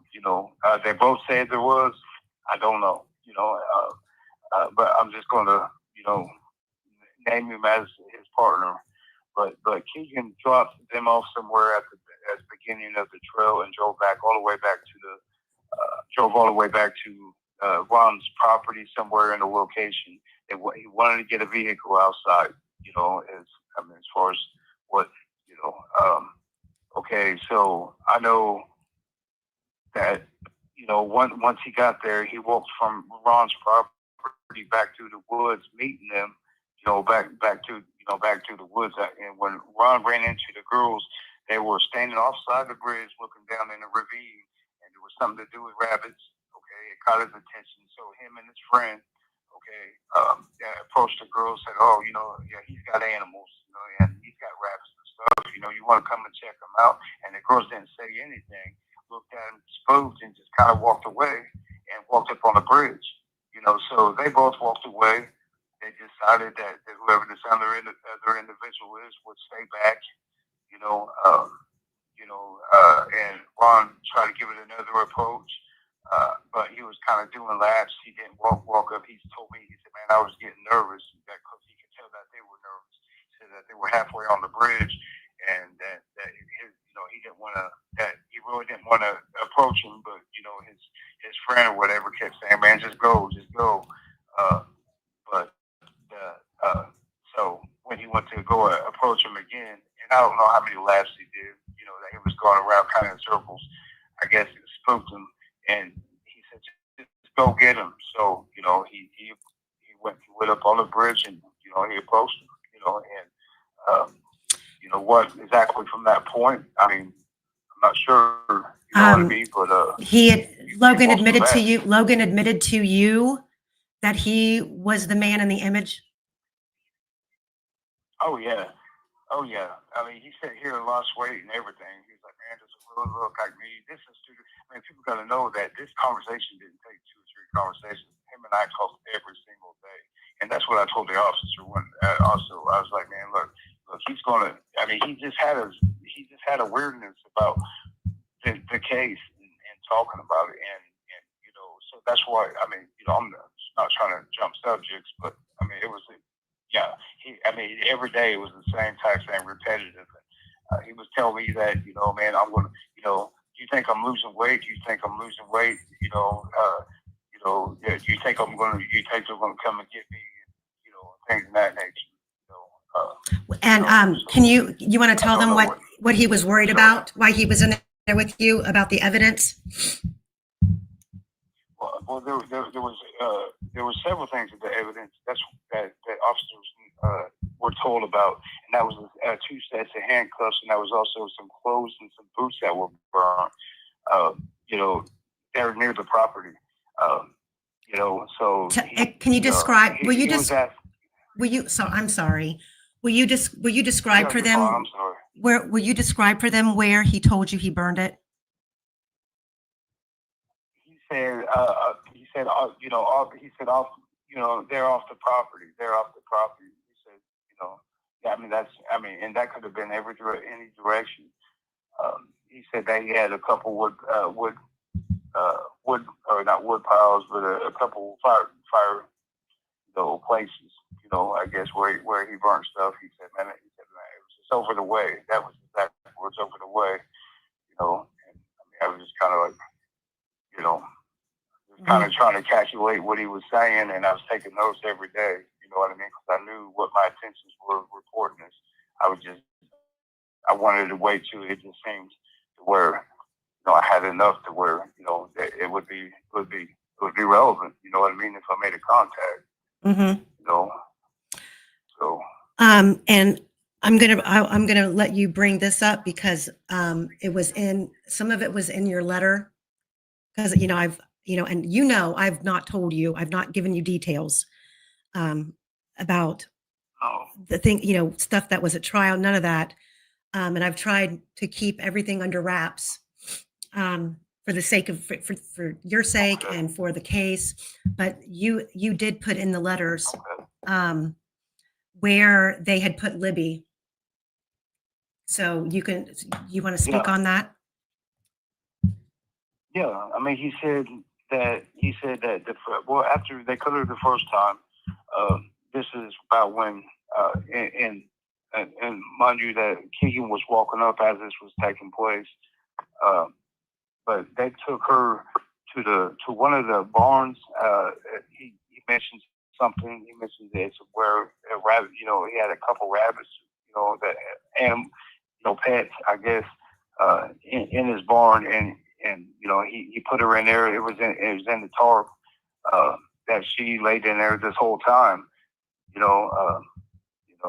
he kept making little sick jokes, man, like oh, she got to see her rabbit, just really odd, just sickening. I mean, dude, his dude, when he gets in that mentality, like I said, he's a monster when he gets in that mentality. It's like a Jekyll and Hyde. It really was so bizarre. It was sad, but she sat in there all through the whole time, to when he left, when he came back, and when Abby stayed, with you said that he had Abby in the house. Yeah, Klein did. He stayed there. I don't know if he left or what happened, but he definitely was there with her. And you even directly asked Keagan if he did anything to Abby. Yeah. I mean, it bothered me so bad. I was like, I didn't want to ask any questions. Just the spooking, but I was like, man, it bothered me so bad. I was like, did you do anything with her? He said, no, man, I didn't do anything with her. And I was looking at him like, yeah, right, man. He said, no, I really didn't. I didn't do anything with her. I'm like, dude, I don't believe that. But I mean, okay. That just bothered me. So I just wanted to know. I just did. I just really wanted to know, man, because she sat here and witnessed all this as all this is happening. Right. So I mean, I was just trying to imagine what that girl was going through.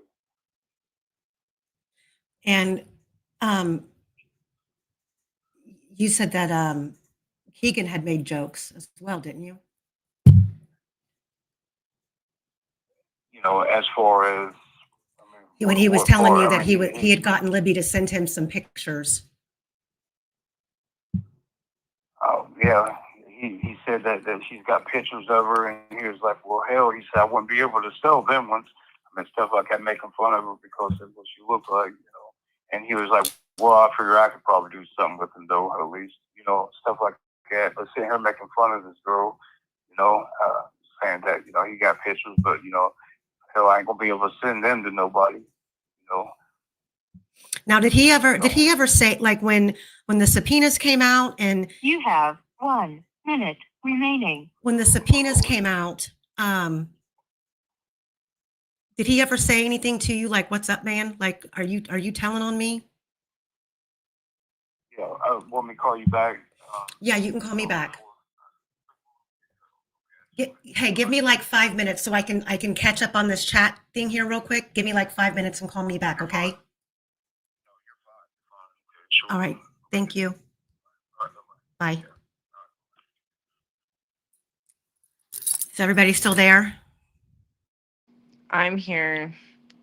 We need to get that dude out of prison. He's a national treasure.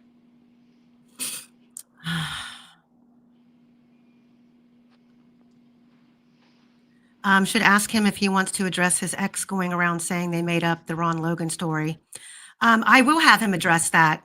And And ask him if he's been talking to Green. he actually gave me her number. I will. He actually gave me her number because he doesn't believe that she said that. Yeah, that dude who said that she said that, he So- is a douche canoe. He does not Like a believe twat that she waffle. said that. I don't think that person has the brain power to figure out how to find that person. Like 3 brain cells left. They're all fucking fighting each other. Well, apparently now I feel, and he's not going to know because he doesn't know. He doesn't know if both the girls had a phone. But at one point, Libby's phone was taken from her, and he doesn't know what they did. So, but I've asked him if both the girls had a phone, and he said he didn't know, but he knows that Libby did because she was caught with it.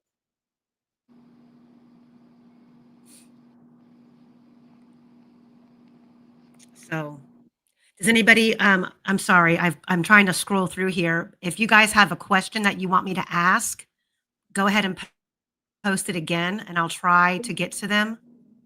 He probably has one more phone call left. Somebody asked when he has count. He already had count this evening. His count was over at 7:30. And when they go into count, I think later on tonight they turn the phones off.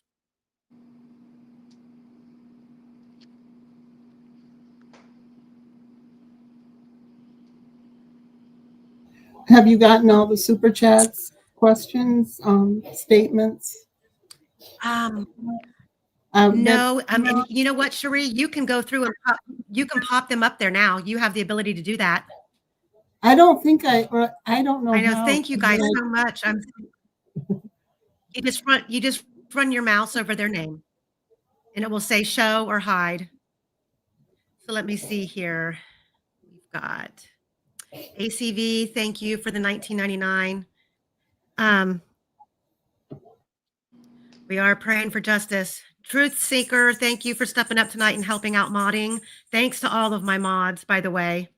Michelle N gifted 20 case-by-case memberships. Thank you for that. By the way, guys, next week I am going to probably when I do my live next weekend, it'll probably be a members only live. I am working on doing some stuff about the crime scene, and I'm trying really hard to get a crime scene or a blood spatter expert to come on. but we are going to review. Sarah, thank you so much for $100. My God, thank you. Sarah. But we are going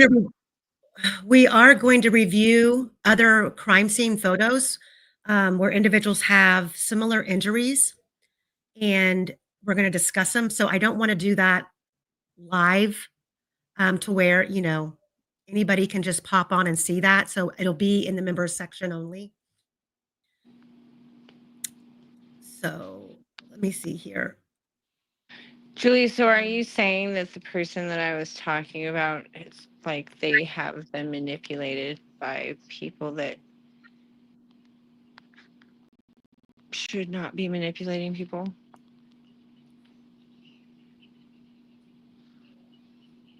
R&M, thank you so much for the $4.99, and I will ask him that question.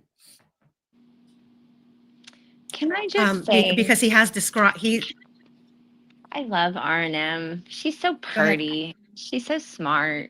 I just like her so much. I do too. R&M wants me to ask him, when did he see Ron switch from meek, mild to pervert, and what did it look like? So I'll ask him that. He's talked about that several times. And he actually made a really good analogy today when he was talking about their behaviors. And I was explaining to him that the public probably has a hard time seeing Keagan as being a violent offender because he's came across more of like the big fat boy who hides in the bedroom on a computer doing pervert stuff.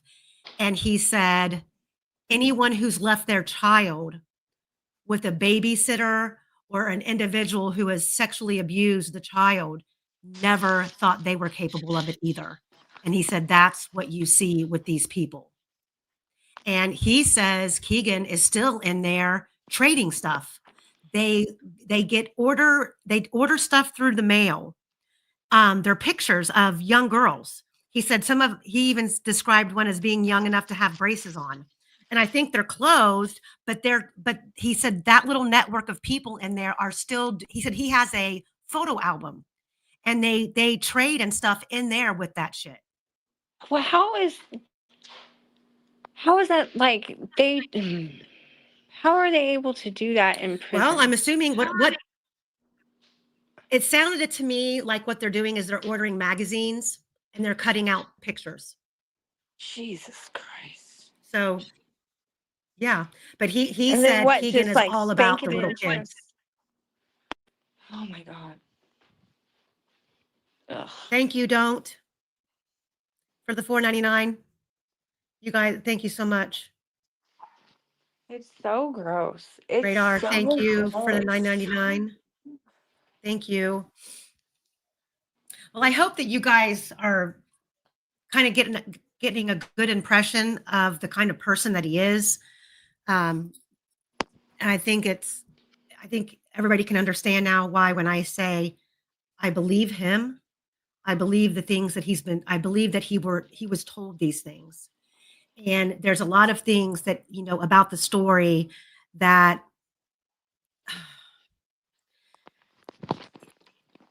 really do add up. Yeah. That having Libby on a tarp behind a rabbit cage in the barn. And I even reached out to Robert McDonald today, asking her about that. And when he's done calling in, I'll pull that up, what she responded to me. But she did confirm. Respond? Yeah, she did. She responded and she confirmed that he had rabbit cages in the barn. And I asked her, could she describe how they were situated? Because Reesi had said that Libby was put on a tarp behind the rabbit cage while all of the people were out searching, that they were panicking because they wanted to get the girls off the property. But when Ron came back from Lafayette, I guess there were roads that were shut down and he had to bypass, the police to get back home. So, but they were up all night and the girls were not put where they were put until right, before day broke.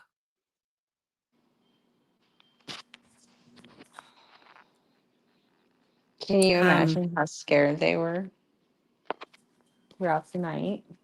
Those dudes are yeah. fucking weird and I crazy and know. scary. And like, I mean, you know that like Keagan Klein is a fucking mouth breather and he smells bad. And that was like the last thing that those little girls saw. It's just sad. Julie Melvin, the Mark Kurtz thing, I don't know what I've not heard good things about Mark Kurtz. And I know that Ashley Garth's stepdad, Kevin, who was on last week, brought him up a little bit and said that, he's not a good guy. But I do know that Mark Kurtz and Ron Logan were good friends, which is how Garrett Kurtz came to be on that property, working with the animals and riding four-wheelers and becoming familiar with the trails. And I want everybody to think about this. This is one thing that I wanted to say about this scenario that he was told. Who else besides Ron Logan would know those woods better than anybody? Who else besides Ron Logan would know where the trail cams are, would know the ins and the outs of the people that were coming and going searching, and how to access the places that needed to be accessed? And Reesi said the girls absolutely were taken across the creek. They were going straight back to Logan's. And Keagan, he said, was to meet them. And Reesi didn't know. He said something about a trail behind Ron's house. He could go to meet him. So Keagan was supposed to go through the woods. And he did. He met up with them. There he is. Yeah. Are you there? Can you hear me? Yeah, I can hear you. Can you hear me? I can now if you talk a little bit louder. Some people have been asking some questions. Sure. You have a question that says, when did you see Ron Logan make the switch from meek to a pervert? And what did it look like when he made that switch in front of you, when he was talking about things? Well, yeah, it would be just like a perversion switch. He would come off of, he would just turn into a zone of just like thirsty, like he just really. I don't know if he loved it. He told me that that it went too far at first, and things in that nature. But when you really get talking to him, it's like either he's obsessed with it, you know what I mean, or it's just a type of perversion. I couldn't read him, man. It was just, it was the most unique, type of, I couldn't read him. I've just never been around anybody that just had that type of, switch in them, man. I'm not used to being around people like that, to that degree, to where I would sit there and communicate with them. I didn't understand it, so Did he ever act? I know what I wanted to ask you. Sure. You had said that Keagan told you that they actually came across the girls because Keagan's dad was friends with a family member of one of the girls, an aunt. Right. Yeah. Right. I thought you meant like physically that day, but yeah. No, prior to that day. Right. Oh, right. Right. You mean how they got aware of who they were? Right. Hmm. Did Okay. Yeah. did Ron Logan ever talk to you about a guy named Mark? Do you remember? No. No. He never gave names. I'll be honest. I didn't know if these other two people ever existed. He always would say, buddies and stuff like that. I didn't know that they really existed. So Keagan Klines came on scene, and he was like, "Hey, I heard that you was friends with." I hate to say it in this terms, but I heard you was friends with Ron Logan. He said, "Is that true?" you know. And when I told him, yeah, he was like, hey, if you don't mind, what else did he tell you? And then he told me who he was. He said, did he ever mention me before to you? You know, and I mean, just started getting like almost grilling, you know, and like grilling me, you know, and it was just, you know, it was just strange, you know, and, but, you know, I mean, but what'd you say? I'm sorry, I addressed it, but what did, what, No, that was what did you it. say about Ron? Well, it Okay. was about the mark. And let me see, I'm checking to No, see if anybody else had any never gave me questions. names. He never gave you Never names. did. Never. Never did. Really did. So do you, They just kind of fit together like, okay. go ahead. No, it just fit together like a puzzle. You know, when Klein came on scene, then he started really just like, you know, wondering, saying that it was a good buddy of his, and you know, he wondered, you know, what he said, all he told me. Did he ever bring his name up? Stuff like that. Then when he, you know, eventually when he started, you know, dropping pieces here and there, I realized, damn, dude, Ron Logan was really telling me the truth about these two buddies.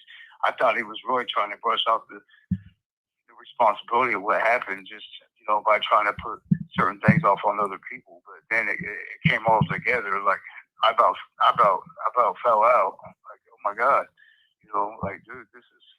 What did, It was telling me the truth. what did You know? Keagan, when you told Keagan that Ron had told you, what did Keagan say? I mean, you know, I vaguely told him that he told me.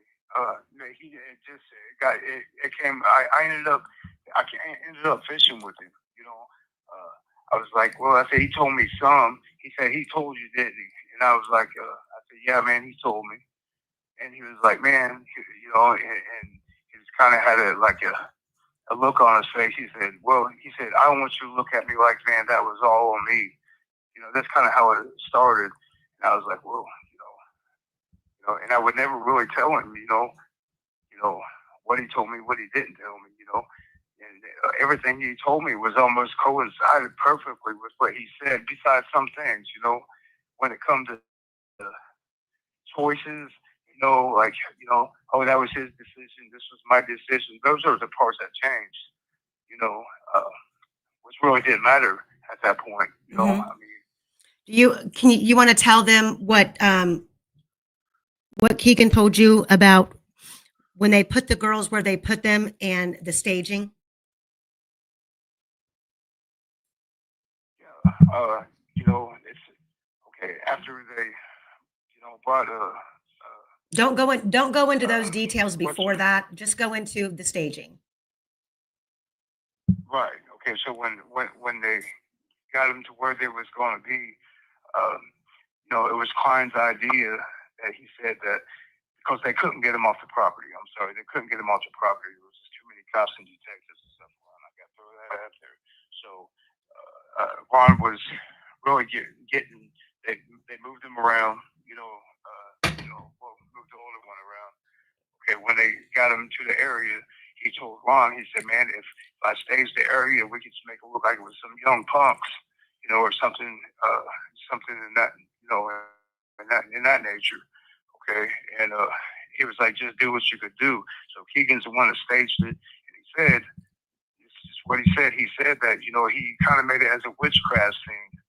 You know, he said that what he did was take the sticks, take the arms, because he said that he was familiar with, you know, witchcraft, Wicca, and stuff like that. He said that he positioned the arms of the older one with the sticks and made it look like it was a what do you call them, stars? A pentagram. Pentagram. Thank you. Made it look like a pentagram, but he was explaining it and drawing it out, you know, and he said, look, you know, and you would have to use the position of the arms to meet with the sticks to meet the whole pentagram. And he was like, he drew it out for you? Said what? He drew it out for you? Well, no, he drew it on a notebook of his, you know, at my door. I mean, that's on camera. That's what's killing me, man. You know what I mean? That's what's killing me, man. You I mean, like all this, like online stuff like that. Dude, this is all on camera. This is on. This bull crap's gonna go on so long about if I'm telling the truth or not because the footage ain't gonna lie. Mhm. So They, he set up my door and go ahead. people, okay, so I'm being asked, remember that we discussed, someone reached out to a friend or an ex-girlfriend of yours, and supposedly she said that you guys made up the Ron Logan story for the reward money. Do you want to address that? Yeah, I absolutely do. Number one, I don't in a million years believe that was ever said. I don't know who said that. I don't know. And no, I'm no longer Idiot. friends with this girl. Obviously, we're no longer in touch right now. But actually, the contact was like he don't want to reward money. He just wants somebody here to take it serious. That's why they jumped on my ass as soon as they got here and said, well, that don't make no sense. What kind of, I mean, you're a prisoner. Why would somebody do something for nothing? Everybody always does something for something. That just don't make sense. So as a matter of fact, they would have to, I mean, the officer would have to actually testify if he told the truth. And I mean, I assume he would, I would hope he would, but, the conversation was, why would you have somebody report that you wouldn't want it to go split with the families? Like, who would do that? That don't make sense. So actually, the facts of the setting would actually expose that I didn't want the money. Just give it to the families because I knew they was building a park or something they were talking about. I said, just give it to them. I need somebody here taking this serious. So this shit ain't no joke, But it made it more of a joke, to them. Like, oh, that just don't make no sense. I mean, and it just, I mean, so I mean, I the facts are going to be in what they say, whether because I mean they came in here wondering, well, why would you have somebody say that I'm the one that asked for the polygraph? You know what I mean? Mhm. Bring a polygraph, bring, you know what I mean? It ain't about the money. Bring a polygraph. I mean, somebody needs to get up here and hear what the hell this guy's saying. And so I mean, it's so much that I did, but I don't know. I don't believe anybody even talked to her. I really don't. I mean, Well, they didn't give her name, and they don't- I think they contacted her on Facebook. I've not, I know you gave me her number to call her, but I haven't. What? I haven't don't think contacted her to question her about that. The But person, I don't believe she the said person who said he, the person who said that he contacted her, he's not very smart. So I believe you when you say I don't think that she said that. Sorry. I don't. I absolutely don't. I mean, she's a pretty good girl, man. I just don't see her making that up. We didn't have a bad fallout or nothing. I don't believe she would even make something like that up on me. I just don't. I don't see that.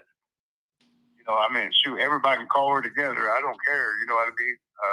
I don't know what she's going to say, to be honest with you, but I definitely don't think she would go to that extreme and saying anything like that because it wouldn't be true. Well, I believe you over that person for sure. somebody had asked, Have you ever spoken to Anthony Greeno? somebody else. You. No, I've never spoken to him.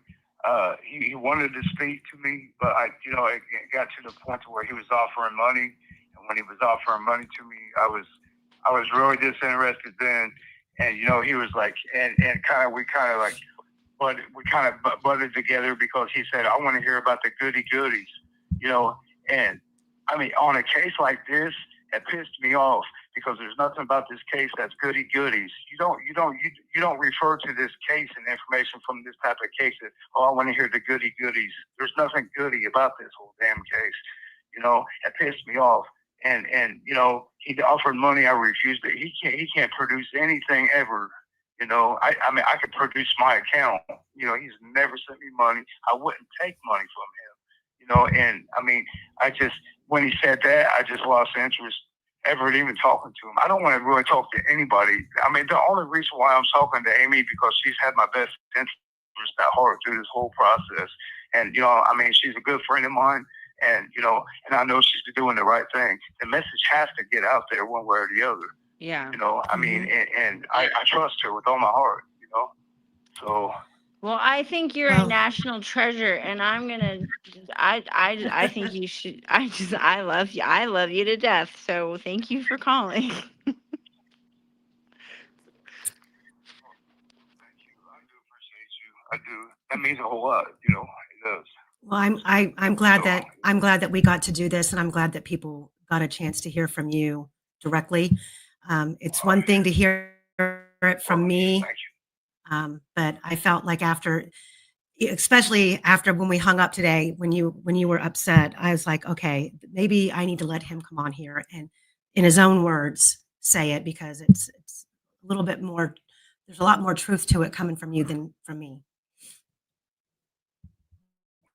Sure. I mean, I understand. I do. I do. You know, it's heavy. You know, it's heavy. I just, and the main thing is, I just want people to really make some racket.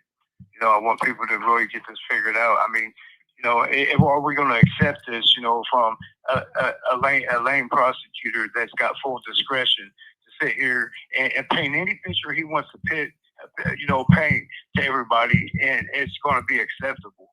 You know, it's not acceptable. Is it disgusting? I don't know what his point is. He's trying to use a predator as now to validate, you know, his credibility. You know, a murderer, a child murderer. You know, if something happened to our kids, do we want somebody like that to have this in his hands? Hell no. Man, I don't think that guy even needs to be in that seat. You know, I mean, that's for the people, for the voters and everything else. I mean, but the guy's disgusting. And I don't know what he's hiding, but something's going on. Something's deep. You know, I've never, how do you have a prosecutor protecting a predator, a known predator, for one? And second of all, and I mean, this is what gets me more than anything, okay? I mean, just to kind of, you know, he's saying, oh, well, he lied, he's not credible. He hasn't even been up here to talk to me about the Keagan Klines situation. Nobody has. You know, so, I mean, you can't say somebody's credible or not on a situation, you know, when you haven't been up here to talk to me. You don't even know what I got to say about him besides what I wrote you. There's nothing, you can't say I'm credible or not. He's just throwing everything, he's swatting at flies, like I said. I mean, but it's disgusting, man. People need to ask questions. You know, this is crazy. You know, this is crazy. Well, I mean, and I don't know how much time you have left, but I wanted to give you. I know that you've said some things to me before, and I'm sure that this is going to, be one more pain to the families to hear this kind of stuff come out, regardless to what, if they believe that they got the right man or not. Do you have something specific that you would like them to know, or would you like to say to the families if they heard you right now, in regards to the case, in regards to what you're doing? Yeah, okay. You know, I mean, you know, I know this is just a sky being pulled, over and over. You know, and I know it don't feel good, and I know reliving it. It's got to be. You have 1 minute remaining. Talk louder. It's got to be that. It's got to be detrimental. It's got to be detrimental to be rehearing different things, over and over. But is it about really the closure that you feel?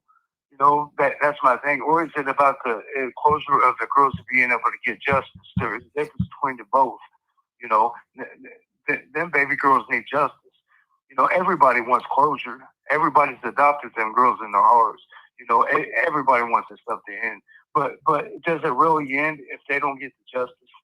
You know, it just has to. This has to be dealt with one way or the other. Right. So, Well, hey, look, you're going to get cut off. Praying for everybody. We're going to get cut off. Call me tomorrow, okay? Osbrook, take care. Yeah. Osbrook, he says take care. All right, call me tomorrow. Thank you. Bye, Reesi. Make sure you eat in the morning. Bye. Bye. You're so silly. Bye. Bye. Thank you. Okay, he's gone. What a cool guy. Oh, and Sheree kicked yourself out. Let her in. Oh, shoot. Sheree, I'm sorry. I didn't know. I just saw it too. Yeah, I'm thanks sorry. for letting me know. I got to add her back in. I'm sorry if I missed some questions. trying to multitask over here. There was You something know, here that, let me see. Get rid of this really quick. Okay, go ahead, Michael. well, I mean, I think the big missing thing for me, and listen, and is if Keegan Kline and Ron Logan were involved in this, what was the plan and why was the plan? And I mean, we're talking about, I mean, what did they think they were going to get away with? I've asked him that, and he never got a direct answer he said from either one of them. I think what he thinks they were planning on doing was some sort of like kidnapping, photographing type thing. And I don't want to go into like because I don't know what I should say and what I shouldn't say. But from the moment that they were taken, it didn't go as planned, and it went south. But I guess what I'm saying is, I mean, this is, Ron Logan's doing this basically, in his own backyard. And I mean, we're talking about local girls. Logan knew Abby, Mm-hmm. certainly knew her Abby mother. lived down the street from him. Yeah, absolutely. And so it's like, what did they think? Whatever Keegan Kline thought, what did Ron Logan think he was going to get away with? I don't know. And I don't know if the end result was what they had planned. It Well, I don't I'm I not don't saying they were know. planning. I'm not saying they were planning a murder. What makes you think you're going to get Yeah, away I with a mean, kidnap? right. Yeah, I don't know. I don't know. But there's several aspects of this story that just they align. They absolutely align. And um I mean, I don't know how much I don't know what I can say. So there's let me see here. I've got it pulled up, but okay, I'll say this, and then Michael, you can yell at me if I've said too much. But some of the injuries to Libby, okay, the initial injury was not at first a death injury. However, later on, they thought that she had passed, and before relocating her, they thought she was still slightly breathing. So they cut her again. And I've got pulled up here. I felt Andrea Burkhart did a phenomenal job of detailing what was said at trial. And when she's discussing the pathologist going over the injuries, there is talk of there being 3 wounds, but could possibly be as many as 5 because 2 of them like overlapped. And when he told me that, it just rang true because he has no I mean, Reesi has no idea the details that the pathologist said on the stand. That sort of a detail. Like the box cutter, yeah, maybe. But that sort of a detail, that was just an intricate detail. I can play it. I've got it keyed up if you guys want to watch it. If you want to watch it on your own, that's fine. I was ready for it. I was ready for a lot of stuff. We've been on here for a while, and I don't know which direction you guys want to go in, or what.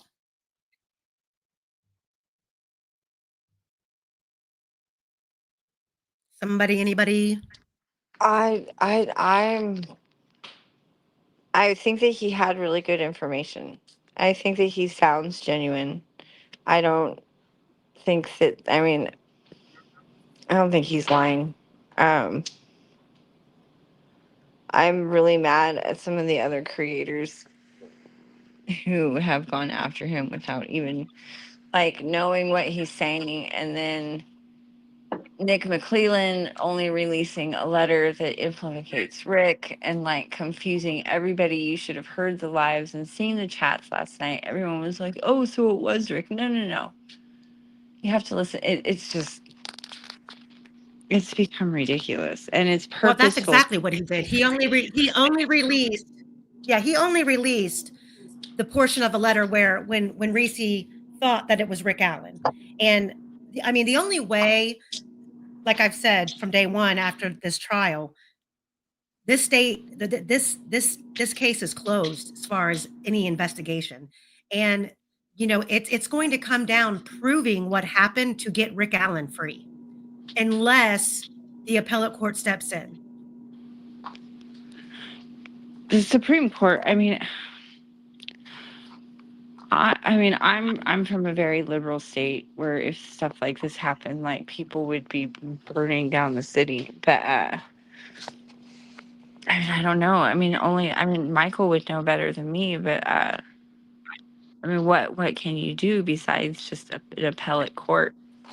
I mean, you can't. I mean, there's nothing to burn down. It's just cornfields. Yeah. Well, the question of whether Reese is telling the truth is separate from, and this is the thing that people really haven't done, and that is, well, let's assume he's telling the truth and relating accurately what he was told. Let's poke around in that, and I quite take your point, Amy, about the wounds. On the other hand, and yeah, there's no way. So did the down the hill with Libby, barely breathing, did that come from Logan, or did that come from Kline? I believe that came from Klein. He does. I mean, that does in that interview with Bart McDonald where he is all breathy. It does sound like him. See, and that's different. So Kline knows some. Kline was out long enough so that and in touch with the outside world long enough so that he actually knows stuff about the case. Logan. Now, okay, can you correct me if I'm wrong, but because I've been following this case for years, and there's been so many theories and versions, and I can't remember if this was made up or if this actually came out of Klein's mouth, that he was sitting in a red Jeep waiting for his dad. And if I remember correctly, it's been stated on Maggie and Shaggy's little thing over there that Keagan went with law enforcement to the cemetery. And if that is true, my question is, how in the hell did Keagan Kline know that cemetery was there unless he knew Ron Logan?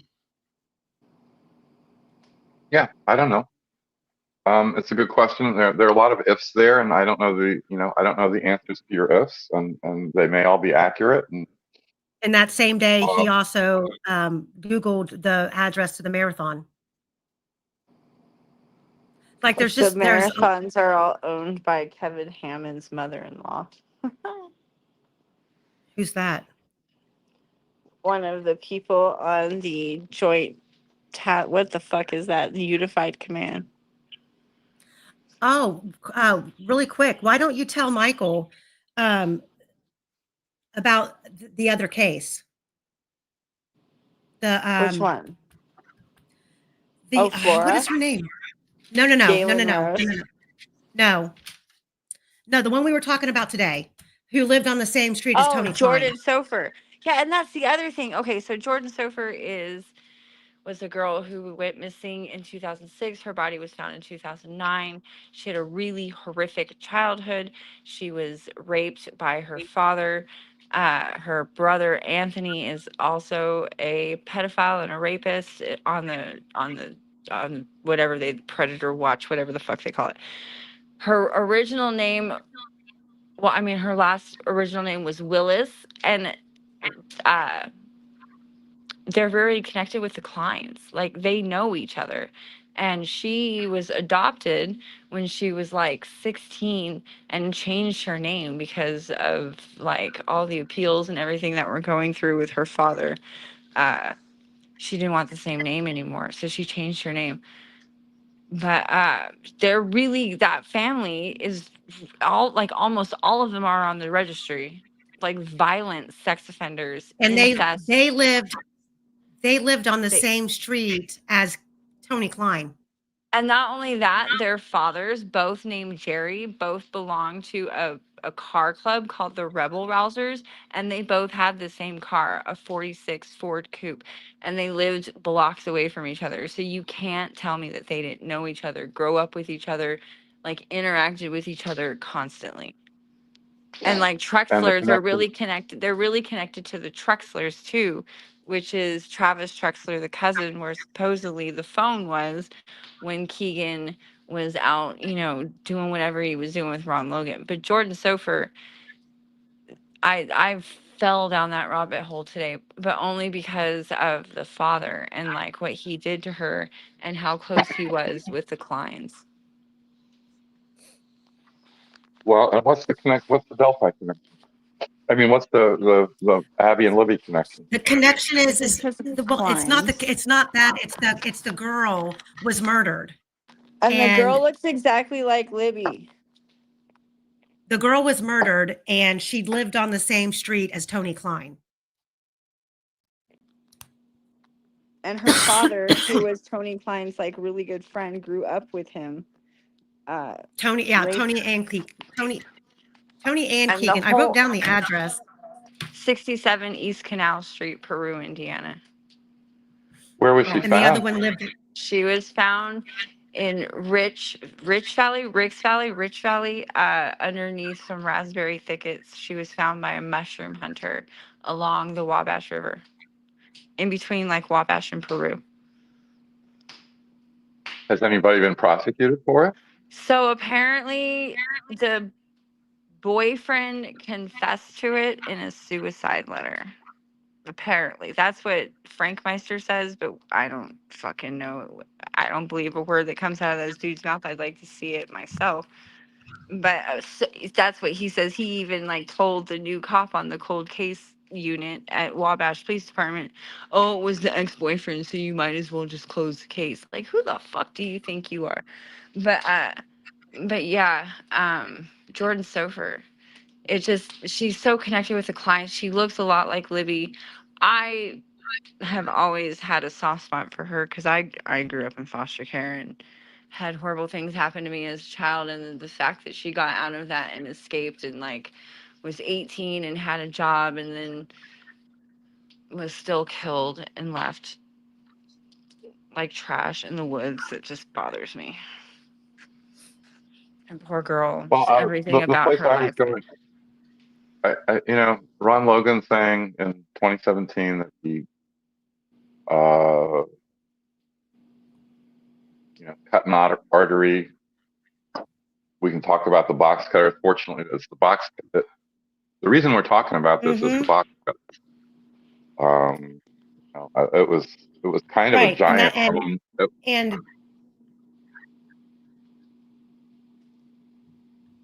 Go ahead. Reesi has called it a box cutter, and but he says that in those neck of the woods, it's also known as a carpet cutter. Yeah, I know I know. I pulled some up today because there's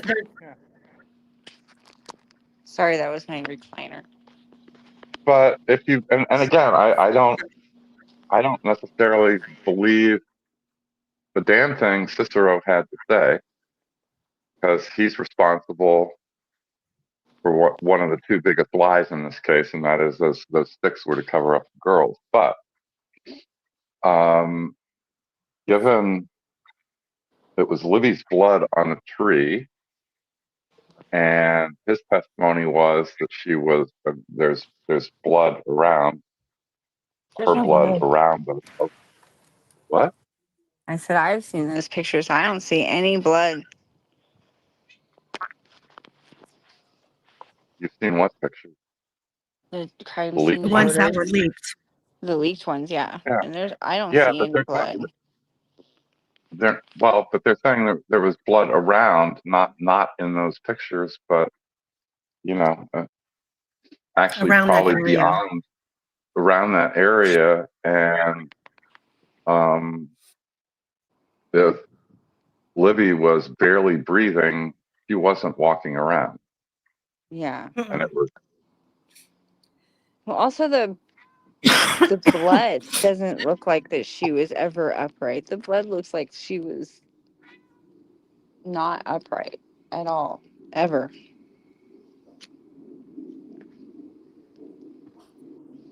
Well, like next week, we're going to go over other, crime scene, not these crime scene photos, but other public that have been made public over the years, uh, with yeah, injuries of the same kind.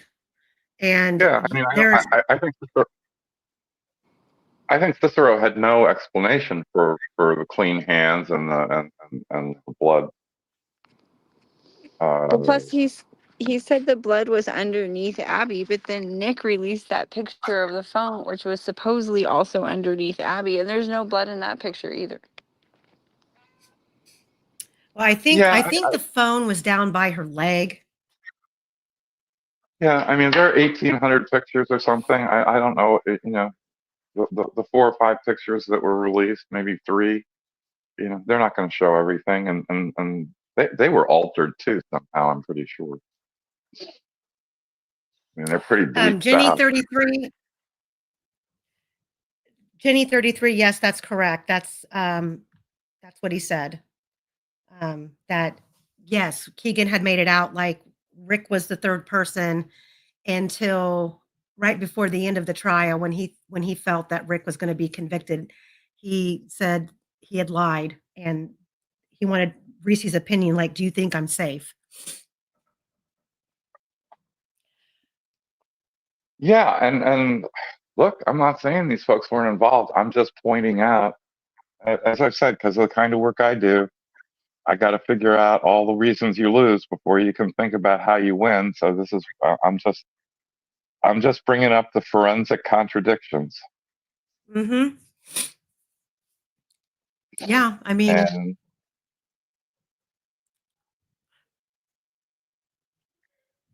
And I mean, there's some other details that could explain that area. Because I feel like I feel like where the girls were found, that area was visited a couple of times. Um, so well, I mean, the fact that they were taken down there in the early morning hours. Let's talk about the forensic facts that match. They were taken down mhm, there in the early morning hours. The phone starts pinging at the phone grabs text messages at 4:33 in the morning. mhm.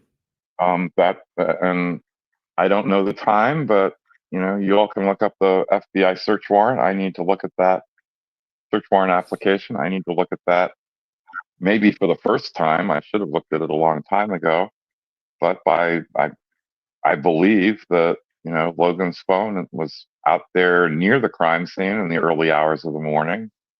That's a little Well, weird. But we know that he was out there at 8 something and then again at 10 something. And his phone was on the property in the vicinity of the Monon High Bridge based on the FBI search warrant, I believe at 2:06. And when he asked for the alibi from his cousin, first of all, he asked in the morning around 9 o'clock, 9:15 in the morning before the girls were even found. And then he lied about what time he even went to the store. He created a fake alibi for the timeline of when the girls went missing. And he had his cousin say that they had left at like 2:30 and got back at 5. Well, the receipt showed that he left the fish store at 5:21.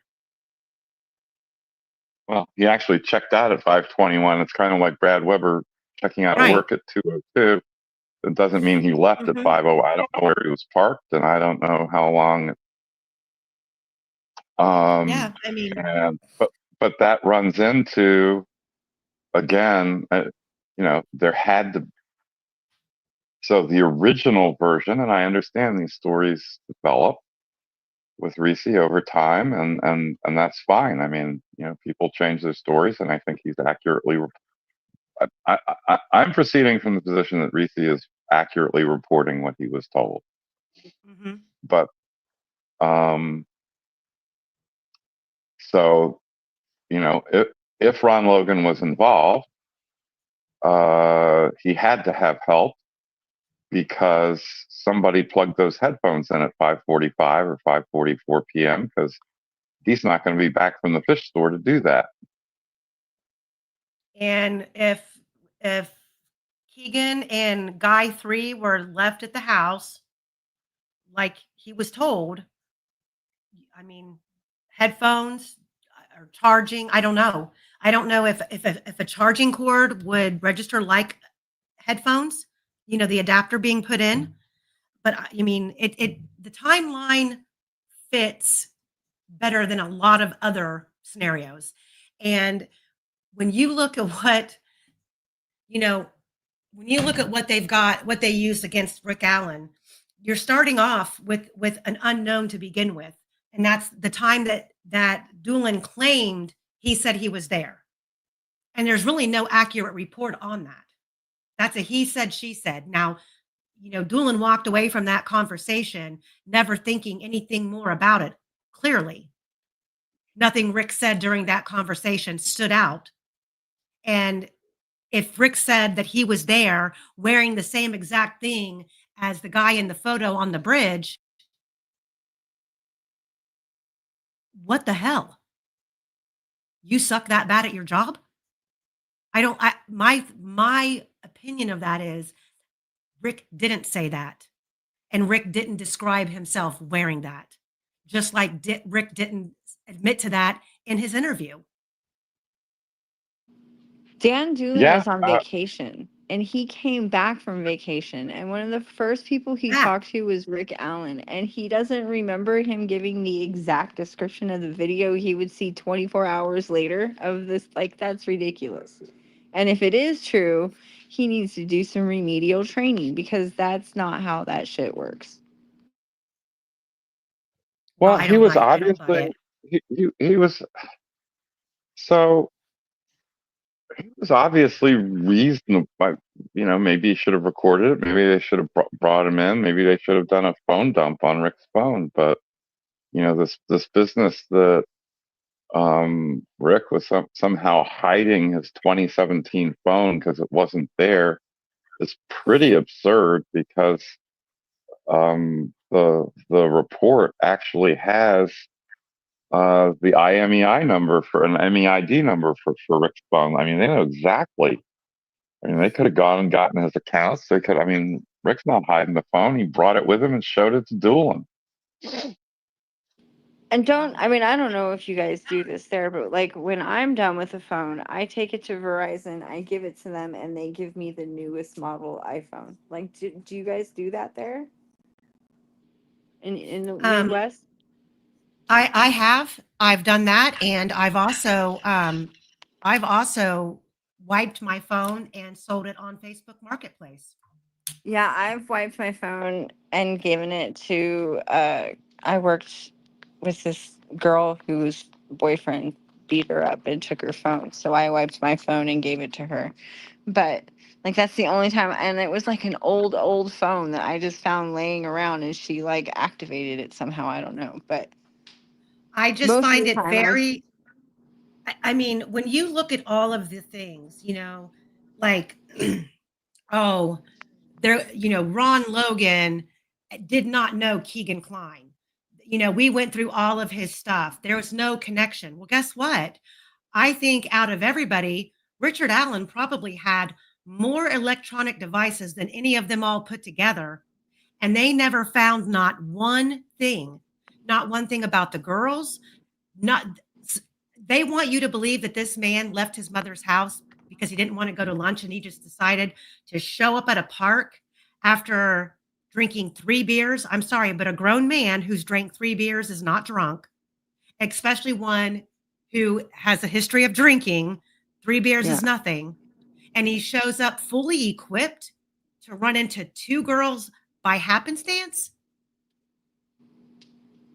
and is fully equipped to take the lives of 2 girls and then leave no DNA, leave no trace of ever having this kind of mentality or behavior, but was stupid enough to do this and then walk down 300 back to his car. Come on. Muddy and bloody. Yeah. Not happening. That's fucking stupid. It's No, retarded. no, the absurdity of it is really extremely apparent, and I think that's why all of us are here, or at least some of us. Mhm. Yeah. What's never shown up apparently though is people are looking into it, but what has never shown up is that there was another guy on the trails who saw 4 girls, not 3. Was that Julian Powell? No, somebody whose name has never come up, and not clear whether he's the guy that the girls saw. Well,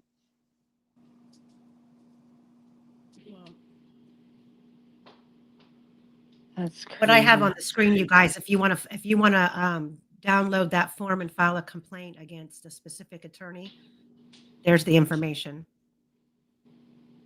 I can't say it's a good idea to be bombarding the disciplinary commission with complaints about anybody. Doesn't the System will take care. I dated a lawyer once, and he told me that the bar doesn't really care about like moral things. They just don't want you stealing money from people. Is that true?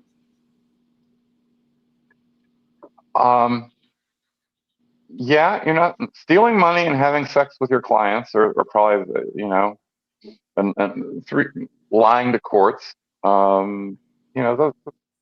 even lying to courts, get a slap on the wrist. But yeah, stealing money and having sex with your clients is Yeah, that's probably what he said. the thing. The bar isn't really going to complain or isn't really going to care if you call them and say like my lawyer was shady and like said this and lied or whatever. They'll only care if you're like he collected, like what Murdoch did. Sorry, I have a Yorkie. She works at Butterfly Farts. Hold on. Well, occasionally for prosecutorial misconduct, bad things will happen to the prosecutors or former prosecutors. The guy who prosecuted Virginia lacrosse team, or was it North Carolina? I can never remember. I think he got disbarred.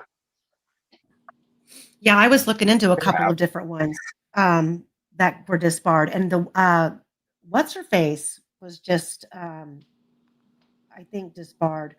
Trying to remember which case. It was a high profile case. I can't remember at the top of my head what it is. But it was just recent, and she was disbarred. I think I know which one you're talking about. And then there was the one with the rapper and that judge, and he had the ex parte hearing and held. Oh that he was yeah. It's like that was crazy. Mm-hmm.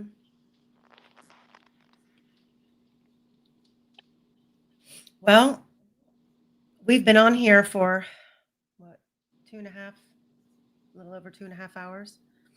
I was going to go over, but I'm not going to do it tonight. I think we filled the airways with enough info for the night. But I was going to go over the Carroll County rules, and me and Cherie did for me today, looked up the statute and about the the biological evidence and anything that can still be DNA tested. this in the state of Indiana, that stuff has to be preserved for 20 years after the date of conviction. Does that sound right to you, Michael? Say that again?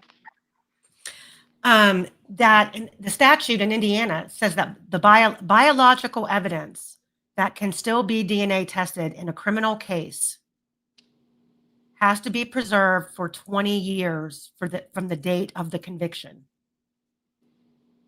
Yeah, it does say that. And I can tell you all about a former death penalty case I had where, and it was before that statute existed, where the judge actually ordered that the biological evidence be preserved, and the Indianapolis Police Department destroyed it over the order that it be preserved.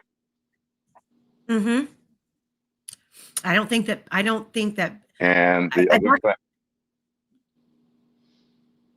Go ahead. No, go ahead.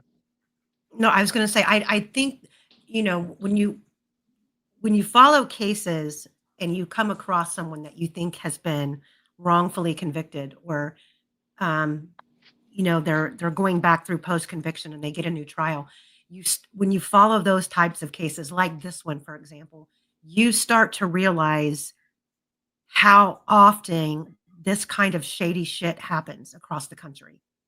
How things are conveniently lost, destroyed, misplaced, or hidden, that, people will sit in prison for 20, 25 years before they finally get out. And when you talk about justice reform, that is the first and foremost, in my opinion, where justice needs to be reformed is, you shouldn't, there shouldn't be this let's draw out the clock and, get all, it's insane how the courts can work so slow when someone is trying to prove their innocence. But go ahead, Michael. Well, I mean, I'm all for reform, but I think what you really have to do is get human beings to be reformed. I mean, there are a lot of pretty great prosecutors. I think most police actually are out there trying to help people. But these folks have an enormous amount of power. They've been given it by the system, by us, by the way we've set up the world. And some small number of them are going to abuse that position. I'm not saying anybody has in this case. There are some very odd things. Let's get the receipts. I think there are some receipts around. But a human enterprise, even with rules, there are going to be people who break the rules, and it's going to, and this arena is going to be hard to catch them. Mm-hmm.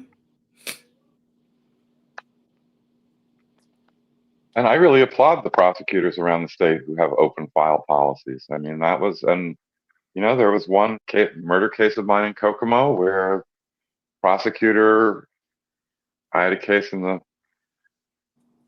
was coming back from the Seventh Circuit to the district court, murder case. There was going to be a hearing. Federal court, the prosecutor gave me the entire freshly copied police file. I mean, I'll say gave it to me. I thought it was for me. It turned out it was for him, and I had it and left before. He thought I was just going to look through it out there in the lobby when I thought they were giving it to me, and he was pretty pissed off when I walked off with his fresh police file. And I found the police report in it where a beat cop, patrol officer, had put in a report saying a reliable confidential informant said so and so committed this murder, and along with his street crew, and the gun is in such and such a place right now. And nobody had seen that. And when we were getting ready for what going to be a retrial, we deposed the detectives involved, and I truly believe that in a big file, this single piece of paper from a beat cop, didn't make it into the flow of information, and these folks knew nothing about it. Mhm. Human systems fail. Mhm. But, the hopeful thing about, Rick Allen's case for me, at least gives me hope, is I don't remember the last time in a case with such national attention, certainly regional attention, Mhm. after a conviction and after a 130-year sentence. I don't remember a case where there was still so much outcry. Yeah. and and so many missteps. I mean, even right down to this last filing. I mean, you're talking about him literally trying to accuse Andrew Baldwin of putting this information into a public filing to control the narrative, um, when he knew damn well that Andrew took the proper steps initially to get to the bottom of this, to get the information. He was given no choice. And that's what I don't understand. Some of these people out here, these naysayers or these guilders, they applaud Nick McClelland, like he's the greatest thing, when really he makes himself look not very smart at all. Is he married? Because can you imagine being that dude's wife? Like the gaslighting that goes on. Oh my God. I have no idea. Thank you, Julie Melvin. Um, One thing I certainly said, I was never gonna marry a lawyer. I don't want the last words on either of our lips at night to be summary judgment.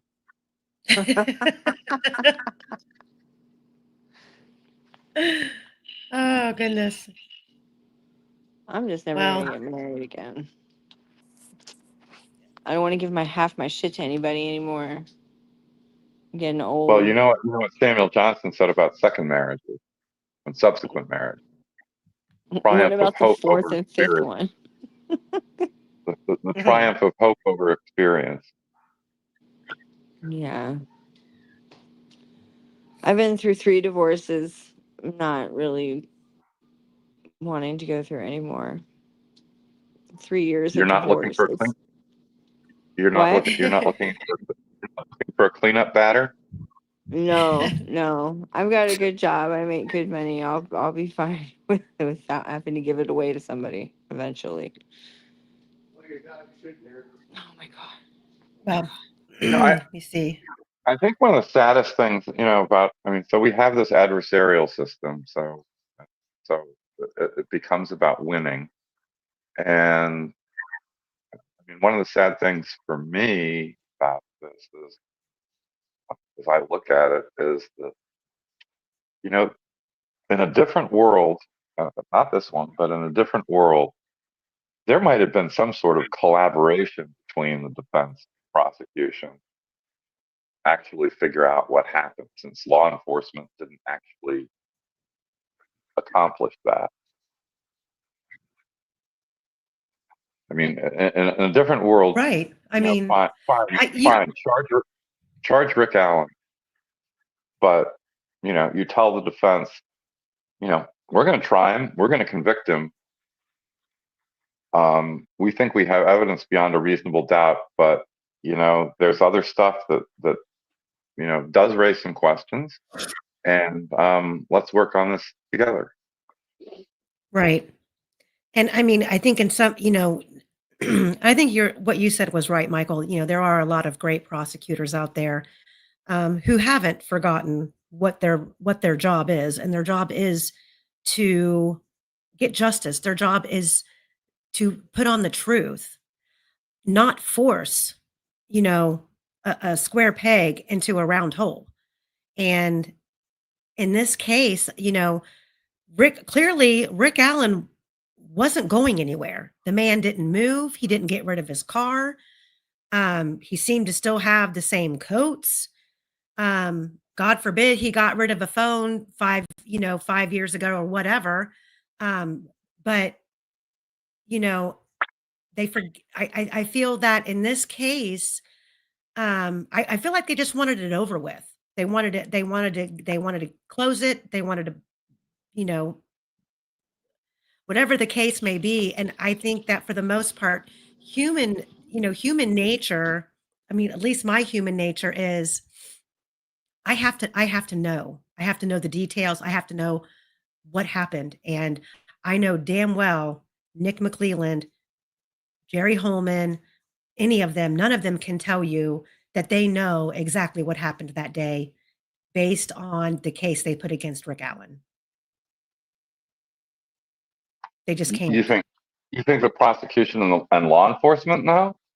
No, I said I don't think they know.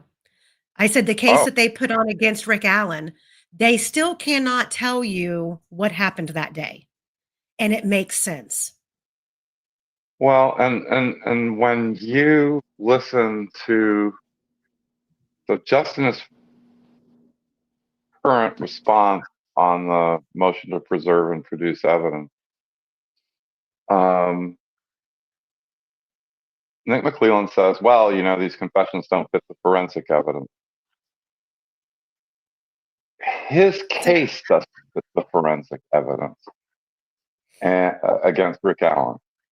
And his approach to things, the defense pointed this out a little bit in the motion to strike, the motion to correct error response that Nick filed.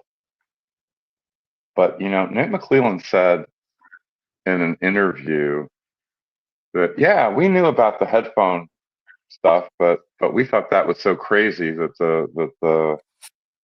the defense wasn't going to use it. So that was his explanation of why Cecil had to go out and do a Cecil search.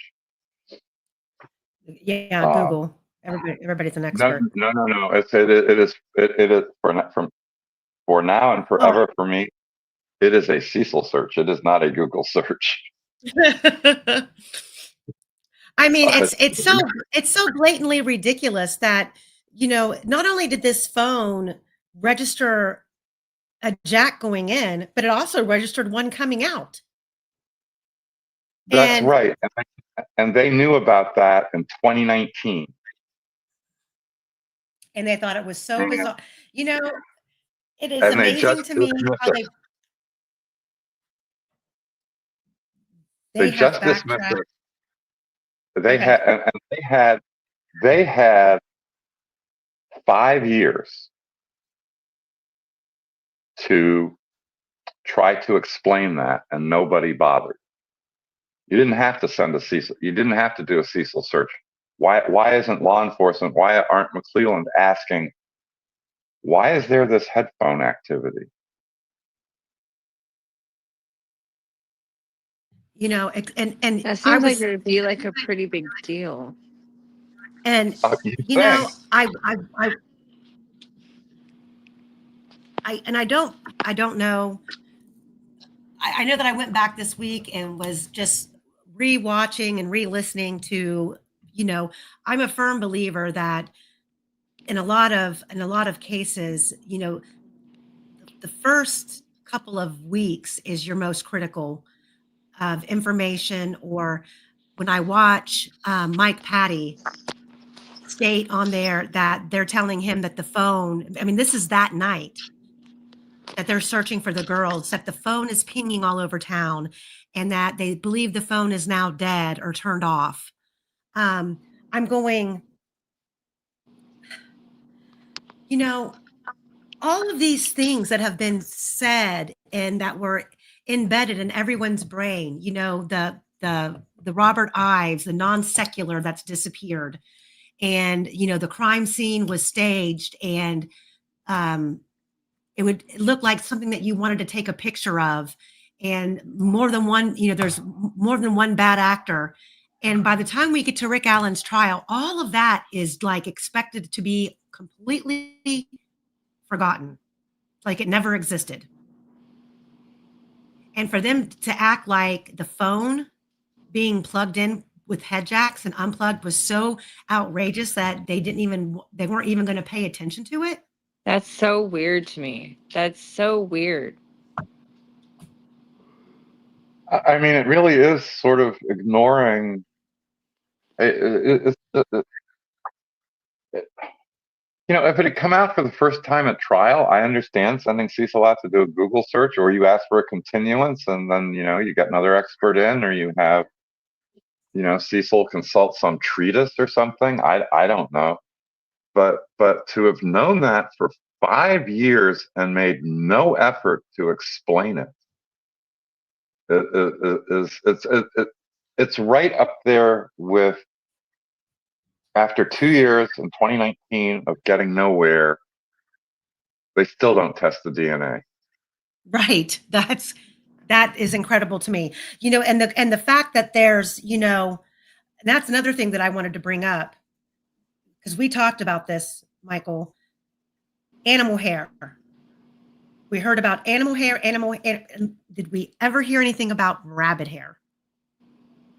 No, and I think the only tests that were done, the only test that was done was to determine whether it was human. It came back as non-human, but nobody's done the test, as far as I know, to see if it's rabbit hair. So when they don't do these tests and they're just like being so blatantly just like blasé about everything, is it the money? Like they just don't have the money to do it? I mean, what could be an explanation for that? Um, I don't know. I mean, I really don't know. It's either gross incompetence or corruption. I mean, I'm sorry, and I go for gross incompetence until you can prove corruption. But on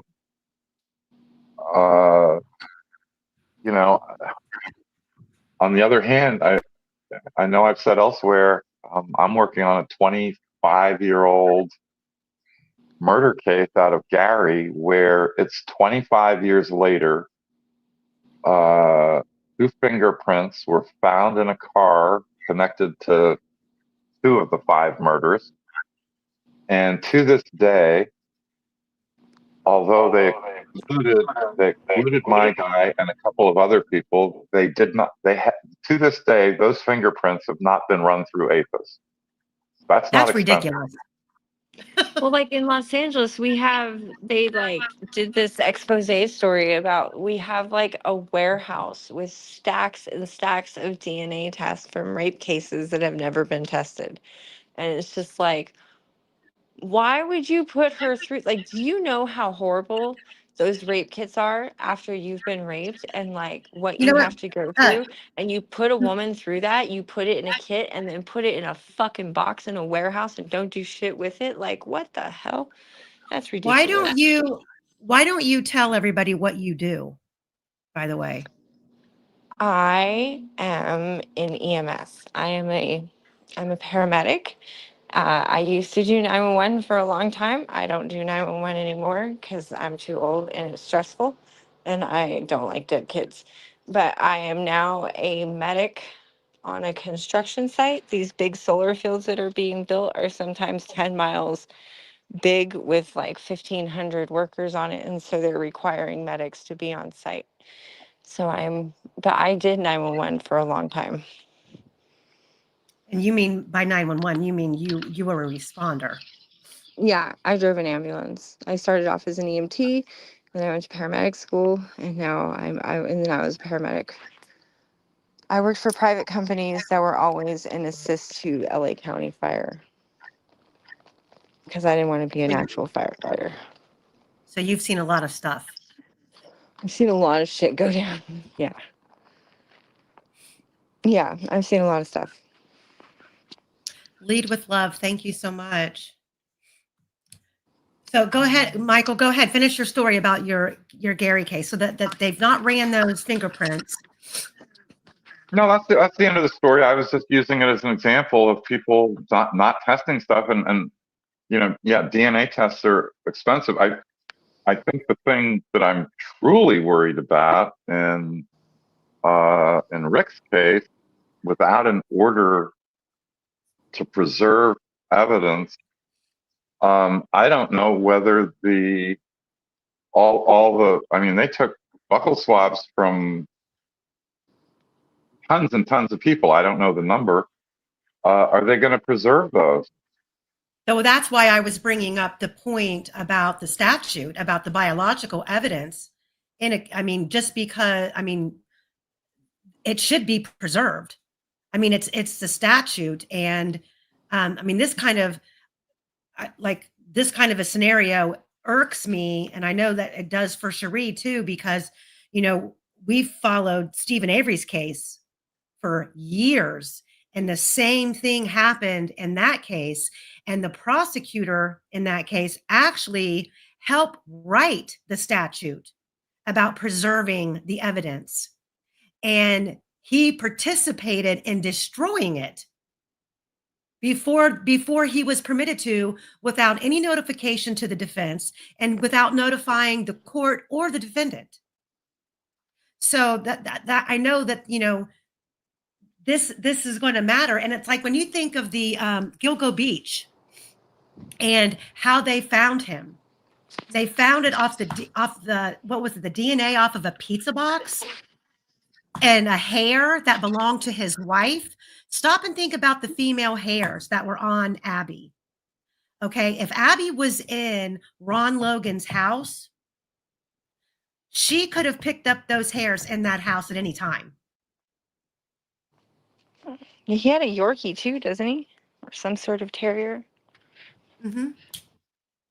Yeah, I mean, but there's a lot of things that they could have done that they did not do in this case. So what I wanted to say was, it's not clear to me, for instance, whether the statute just covers, DNA capable of testing, biological evidence at the crime scene, or in crime-related things, in crime-related places that has to be preserved, or whether these buccal swabs from the public, people they talk to, whether those have to be preserved. Maybe yes, maybe no. I don't have an answer. I have it in here. It won't let me pull it in because I've got too much stuff in here. But let's plan on the next live that we do. Not the one in the members only section, but another live, and we can discuss that, because I just think that would be worth looking into how the statute actually reads, because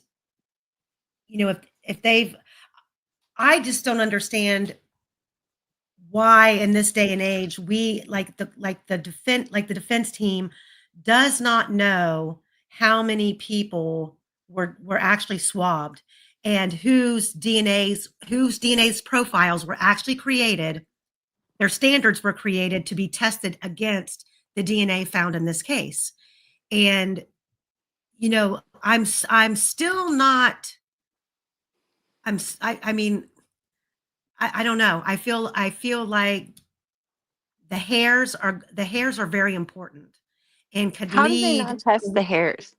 Like, that is Because I think that I've been I've responded to crime scenes where like women have been fighting and they have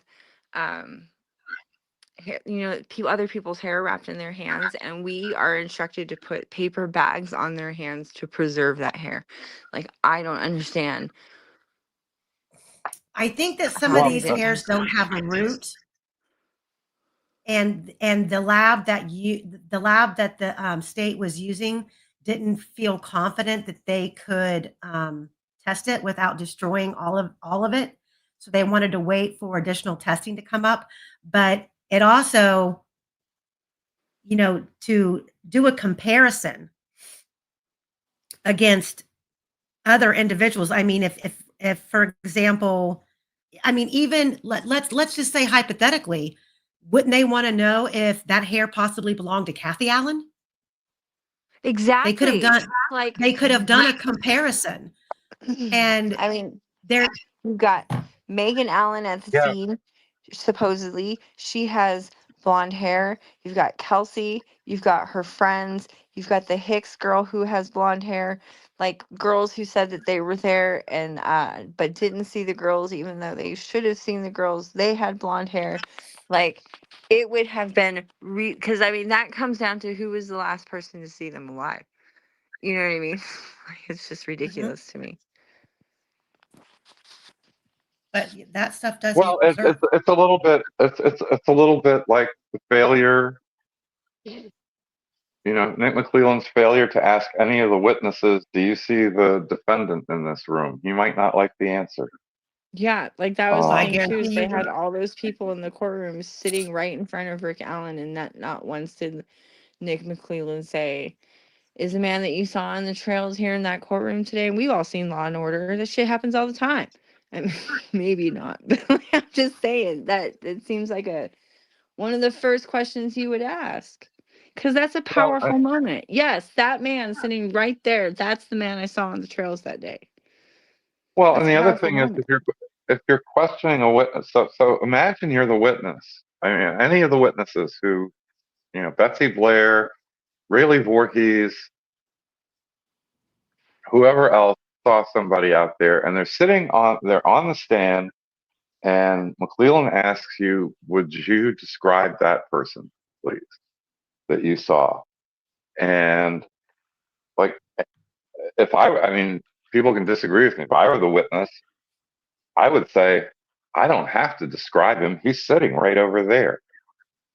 Yeah, that would be a powerful moment for Nick McClelland in his case, but he didn't do it.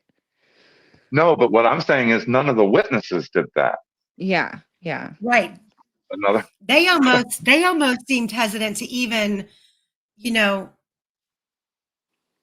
to even go that route. I just feel like, in a case like this, when you had so many witnesses supposedly pass him, I mean, you would have thought that the state would have asked that question. And Julie Melvin asked a question that I popped up here really quick. It says, Reesi, KK says you are lying. What are your thoughts of him saying this? Are you now on good terms? And did you address this with him? Explanation. who gives a fuck I'll what answer. KK thinks? Fuck that I'll, fat I'll fuck. answer this. I told Reesi today about what was in Nick McClelland's filings, and I said, I said he claims that he was reading Keagan's messages that he was sending to the public, and he called you a liar, and that he's only talked to you twice, and or he's only talked to you about 2 times, and that you have done this before, and you've tried to reach out to other prosecutors to get time off your sentence. And Reesi said that's a damn lie, and he said, "What is Keagan going to say except that I'm lying?" And he said, "What is Keagan going to say when the defense team pulls cameras and they see him at my door 13 to 14 times and they see us in the dorm area talking other times? That proves that he's lying." He said, "What is Keagan going to say?" Of course he's going to say I'm lying. That's what Reesi said about that.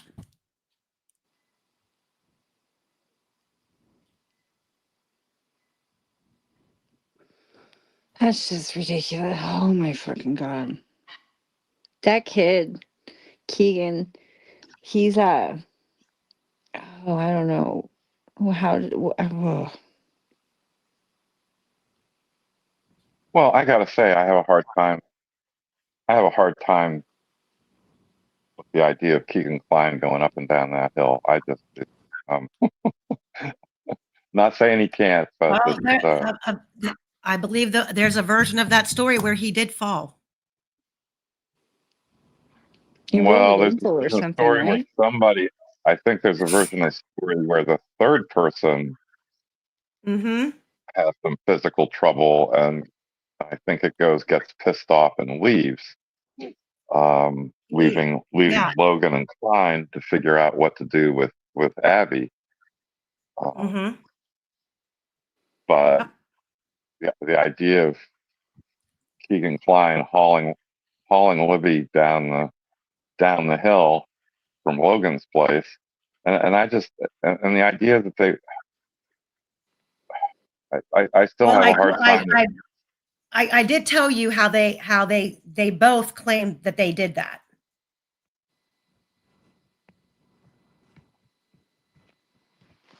Well, there was nothing about Keagan Kline and anything Ron Logan told Reesi. So Ron Logan didn't say anything about Kline going down the hill. No, I'm talking about how they both discussed how they moved Libby, how Libby was moved. Yeah. Oh, absolutely. Look. There's a lot to like in it, and all I'm saying is there are details that have to be worked out, so to speak, right? Mhm. Yeah, What do you mean? absolutely. Would you say that Libby And the was timing. The, I just don't see how you get the car turning around at the top of the private drive at 2:08. And I don't know if that is where they were dropped off. Reesi doesn't know. He kept referring to the front. Now tonight he said the front of the trails, but before he has said the front of the bridge.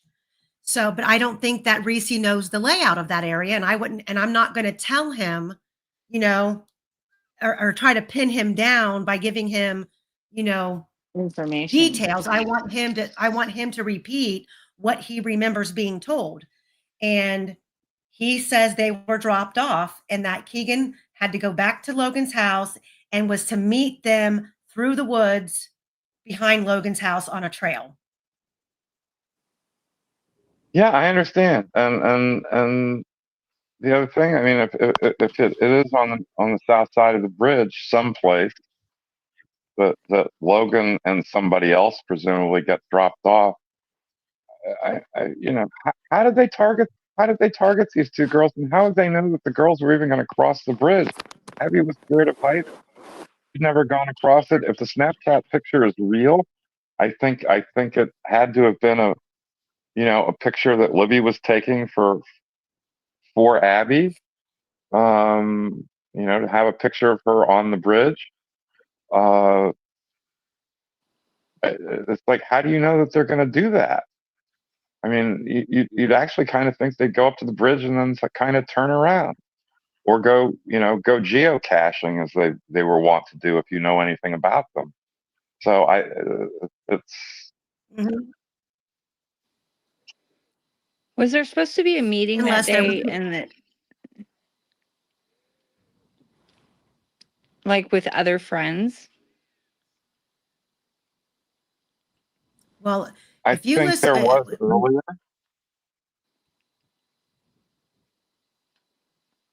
well, according to Vito in Keegan's interview, there was communication, but Yeah, there's a story about. we never got to hear anything about what else was on Libby's phone, like the text messages and stuff from that day,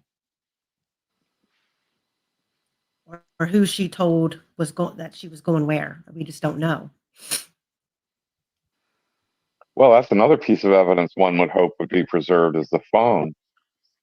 I'm highly suspicious of these extractions. Mhm. Especially when Kelsey admitted that she was on an iPad or something. Was it that night? Like going through messages? So that's like tampered evidence. Right? Am I wrong? I mean, Well, it's not tampered with. I she mean, why would? she went through, I think, on the iPad, and I mean, supposedly she reached out to Anthony Schatz, but then I believe the next day or the day after, one of Libby's friends reached out to Anthony Schatz, and he told her, "Well, I was supposed to meet her, but she never showed up." Is that girl the brunette girl, and is she the same one as the ski mask girl? I'm not sure if that's the same girl or not.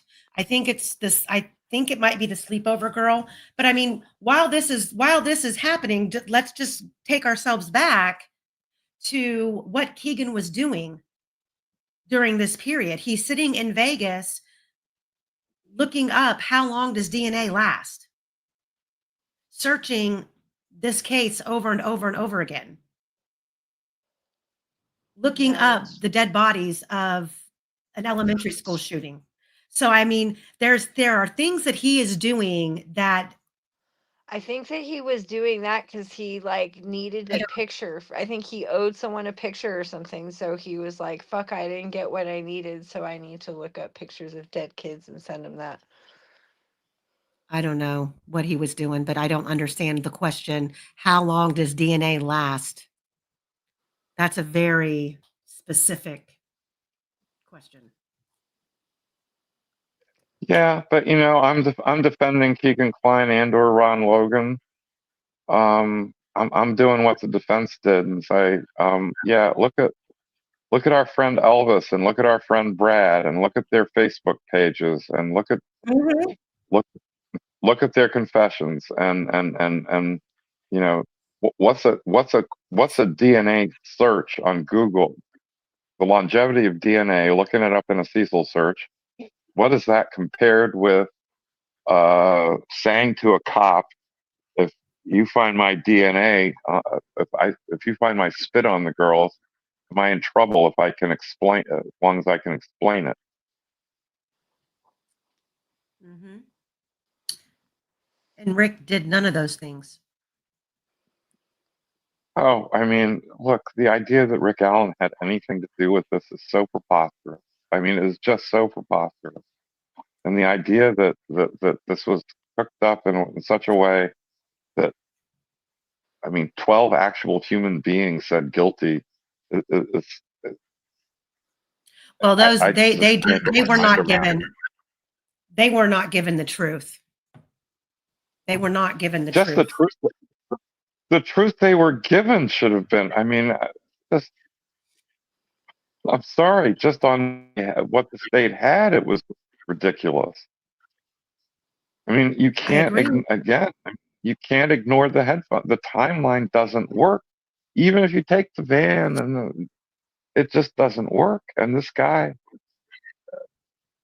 I mean, I thought some number of people were not going to be able to get past the confessions, the so-called confessions.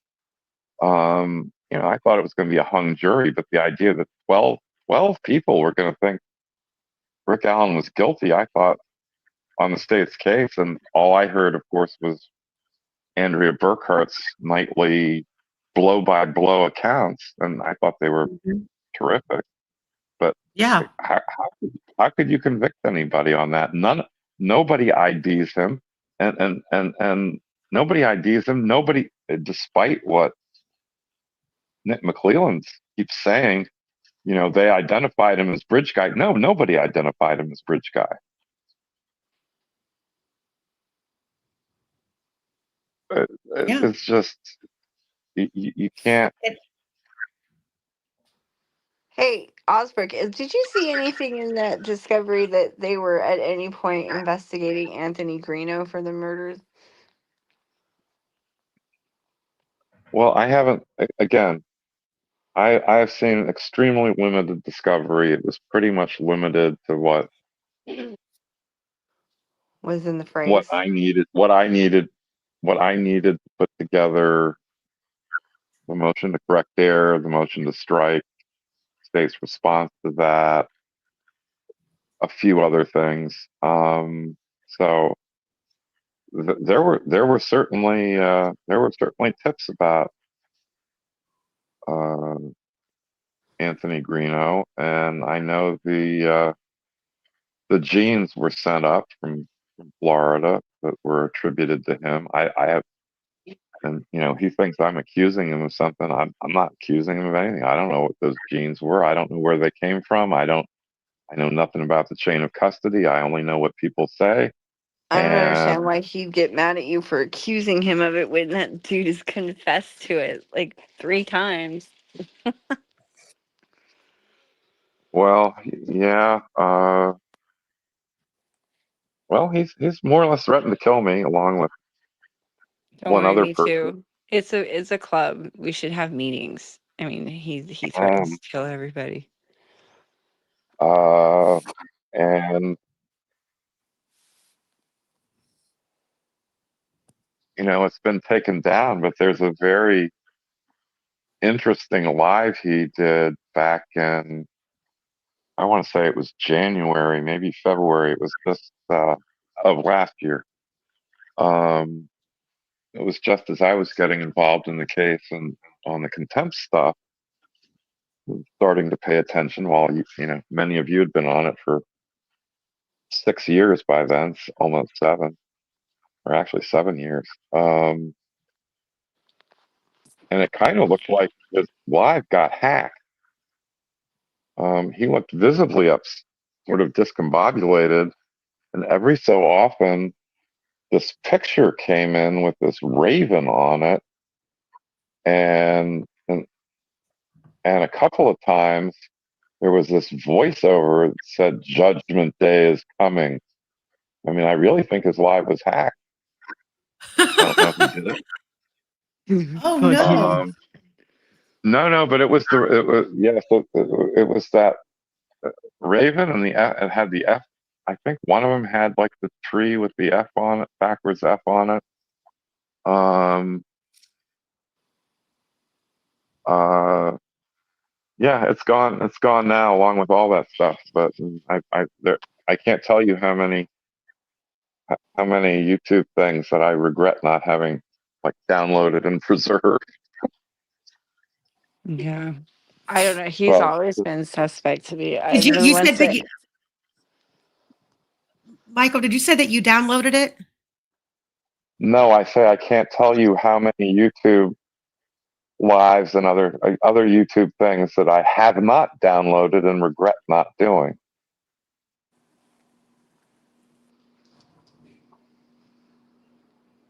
But the hope is, I mean, Rick has 2 great appellate lawyers. There's a pretty great bunch of people working on some stuff to try and push the investigation without law enforcement forward. Andy, Brad, and Jennifer are still swinging, and if it didn't get filed Friday, I think there's something getting filed Monday that's going to be important. It may not be important for Gall, but it'll talk to the appellate lawyers and the Indiana Court of Appeals. And the idea that Andy Baldwin is like trying to try this case afterwards, retry it, and on social media and court of public opinion is just ridiculous. These are things that if they were not filed, I can tell you the post-conviction case comes, the state's going to say they knew about this stuff then. It's waived. And so, it's Nick who's trying to try this in the court of public opinion. It is Nick and all the law enforcement officers and the patties who are taking this victory lap, which is saying the most utterly ridiculous things that it's even they gross. can't believe. And where's Anna? And where's Carrie? Like, why are we hearing from Becky? Who cares? Like, I want to hear what the people who haven't said anything have to say. Why is the grandma and the step grandfather doing the victory lap? Where's the moms? Where's the dad? Where's the other sister? Like, Look, why? they don't want to talk. I absolutely respect they're not wanting to talk about it anymore. It's, No. they could be disgruntled. They might have their doubts, but in the end, they just may not want. I mean, they just may not want to talk about it, and that's fine. I don't. I certainly wouldn't want to go around publicly talking about the conviction of the guy for killing my child. Well, Yeah. I get that, but I just don't. I know I that if don't it have was any. my daughter, I would not be feeling like this case was over by a long shot. And I've always said that I feel like Anna would have, if she was to ever come out and say that she felt that they had the wrong guy, I think that she would be the most powerful voice in the room. Well, look, if you thought they had the wrong guy, that is a possible reason to come out and talk. Absolutely. All I'm saying is it may not be a sufficient reason to come out and talk. And if you think they've got the right guy, you also might not want to come out and talk. So I don't think you can infer anything from the silence. Right. Well, I still would like to hear I'm sure from they've been her. asked, and I'm sure they've said no. Yeah, I know that she doesn't like the media at all. So, well, guys, we've been on here for 3.5 hours. So let's wrap it up. I'll let everybody get some sleep. I need to get some sleep. I haven't even ate yet. You guys ate dinner yet? I did while Reesi was talking.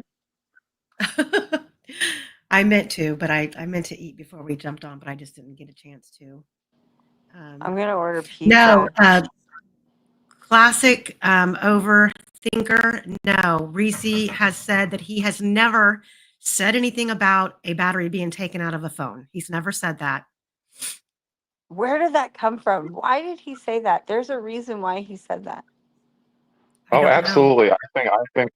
Look, I think he can't remember what he's left out. Mm-hmm. And look, it's going to be hard. I mean, unless somebody's willing to talk. I mean, unless somebody's willing to, step up to the plate the way Click did, the way Mike Thomas did, to some extent, to a large extent. And that was another thing. Why would they go after Click like that? Like get him arrested and like that? Look, you don't know what the facts of the case are. It's just the timing is highly suspicious. Absolutely. I don't know what the. I mean, it was the DCS IG, Inspector General, who was all over this, and I just don't know what Click did or didn't do, and That's ridiculous. Yeah, but it's very convenient. Thank you, Julie. Julie says, keep in mind, Ellie knows the weak that have YouTube channels. They are family members that have preyed upon these weak. Take no heed. It's a sycophant issue. Crankmeister. Oh, sorry, did I had it. Excuse me.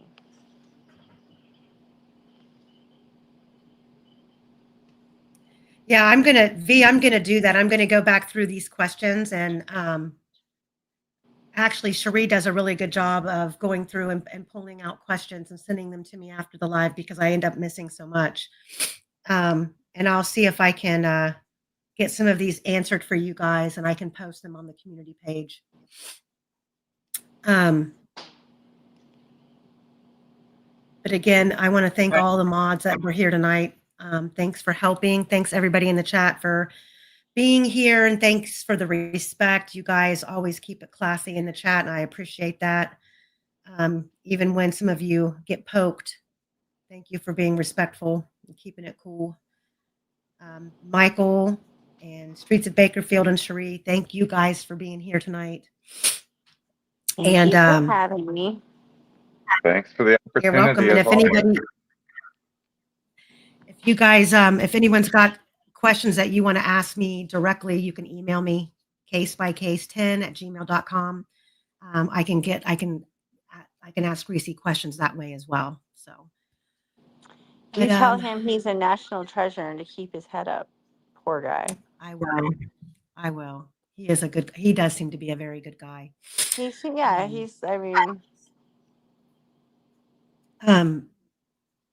I just,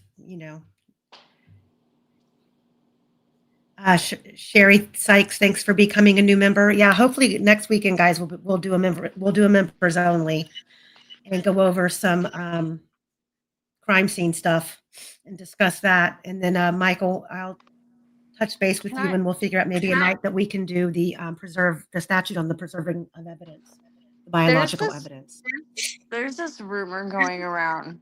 It's in the chat right now that Libby is Tara's daughter and Derek adopted her. That's ridiculous. Libby is a spitting image of her mother. Like I mean, there's no way you can't see her mother in her. I don't know why people keep saying that. That is Carrie's daughter. Stop trying to take that away from her. Yeah, I don't. There's a lot of ridiculous stuff running around, including some of it having to do with me. But, Oh, I know. And it started right here. And I think Michelle After Dark debunked it the best. I mean, she just played it. Like, he didn't say that. That's not how it went. They were trying to say that in Frank Meister's chat the other night that you were saying that the person something about Evansdale, and you were like trying to make it seem like because Ruckus is really into the Evansdale case, and they were bringing up what you said about the fog report, and they were just like, oh, it's so stupid. Like, it's not even accurate information. And there was some girl in there trying to stick up for you, but they were just like, no, fuck you. And I was like, you guys are retarded. well, I don't understand that. it's not about me. Whatever people say, it's not about me. And the nice thing about being at this point in my career is there's just about nothing anybody can do to me. So, Well, I think you're right. freaking awesome. You're also a national treasure.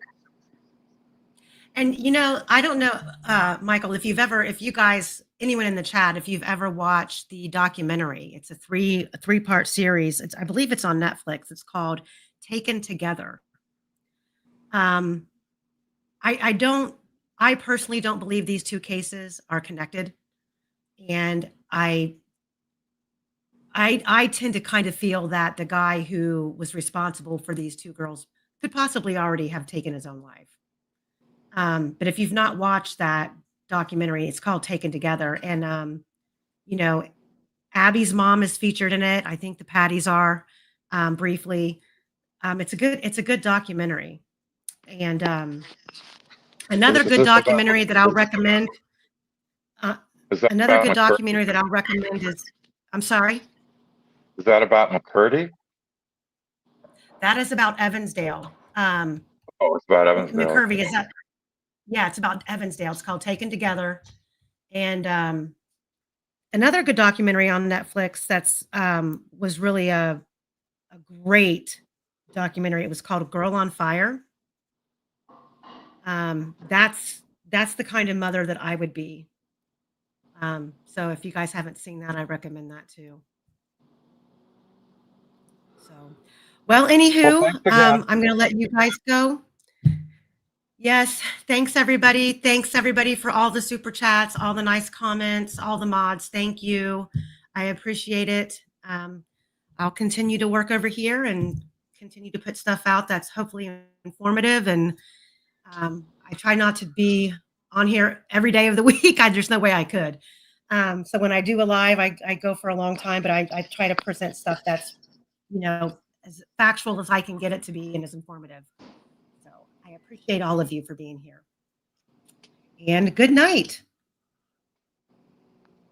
Good night, everybody.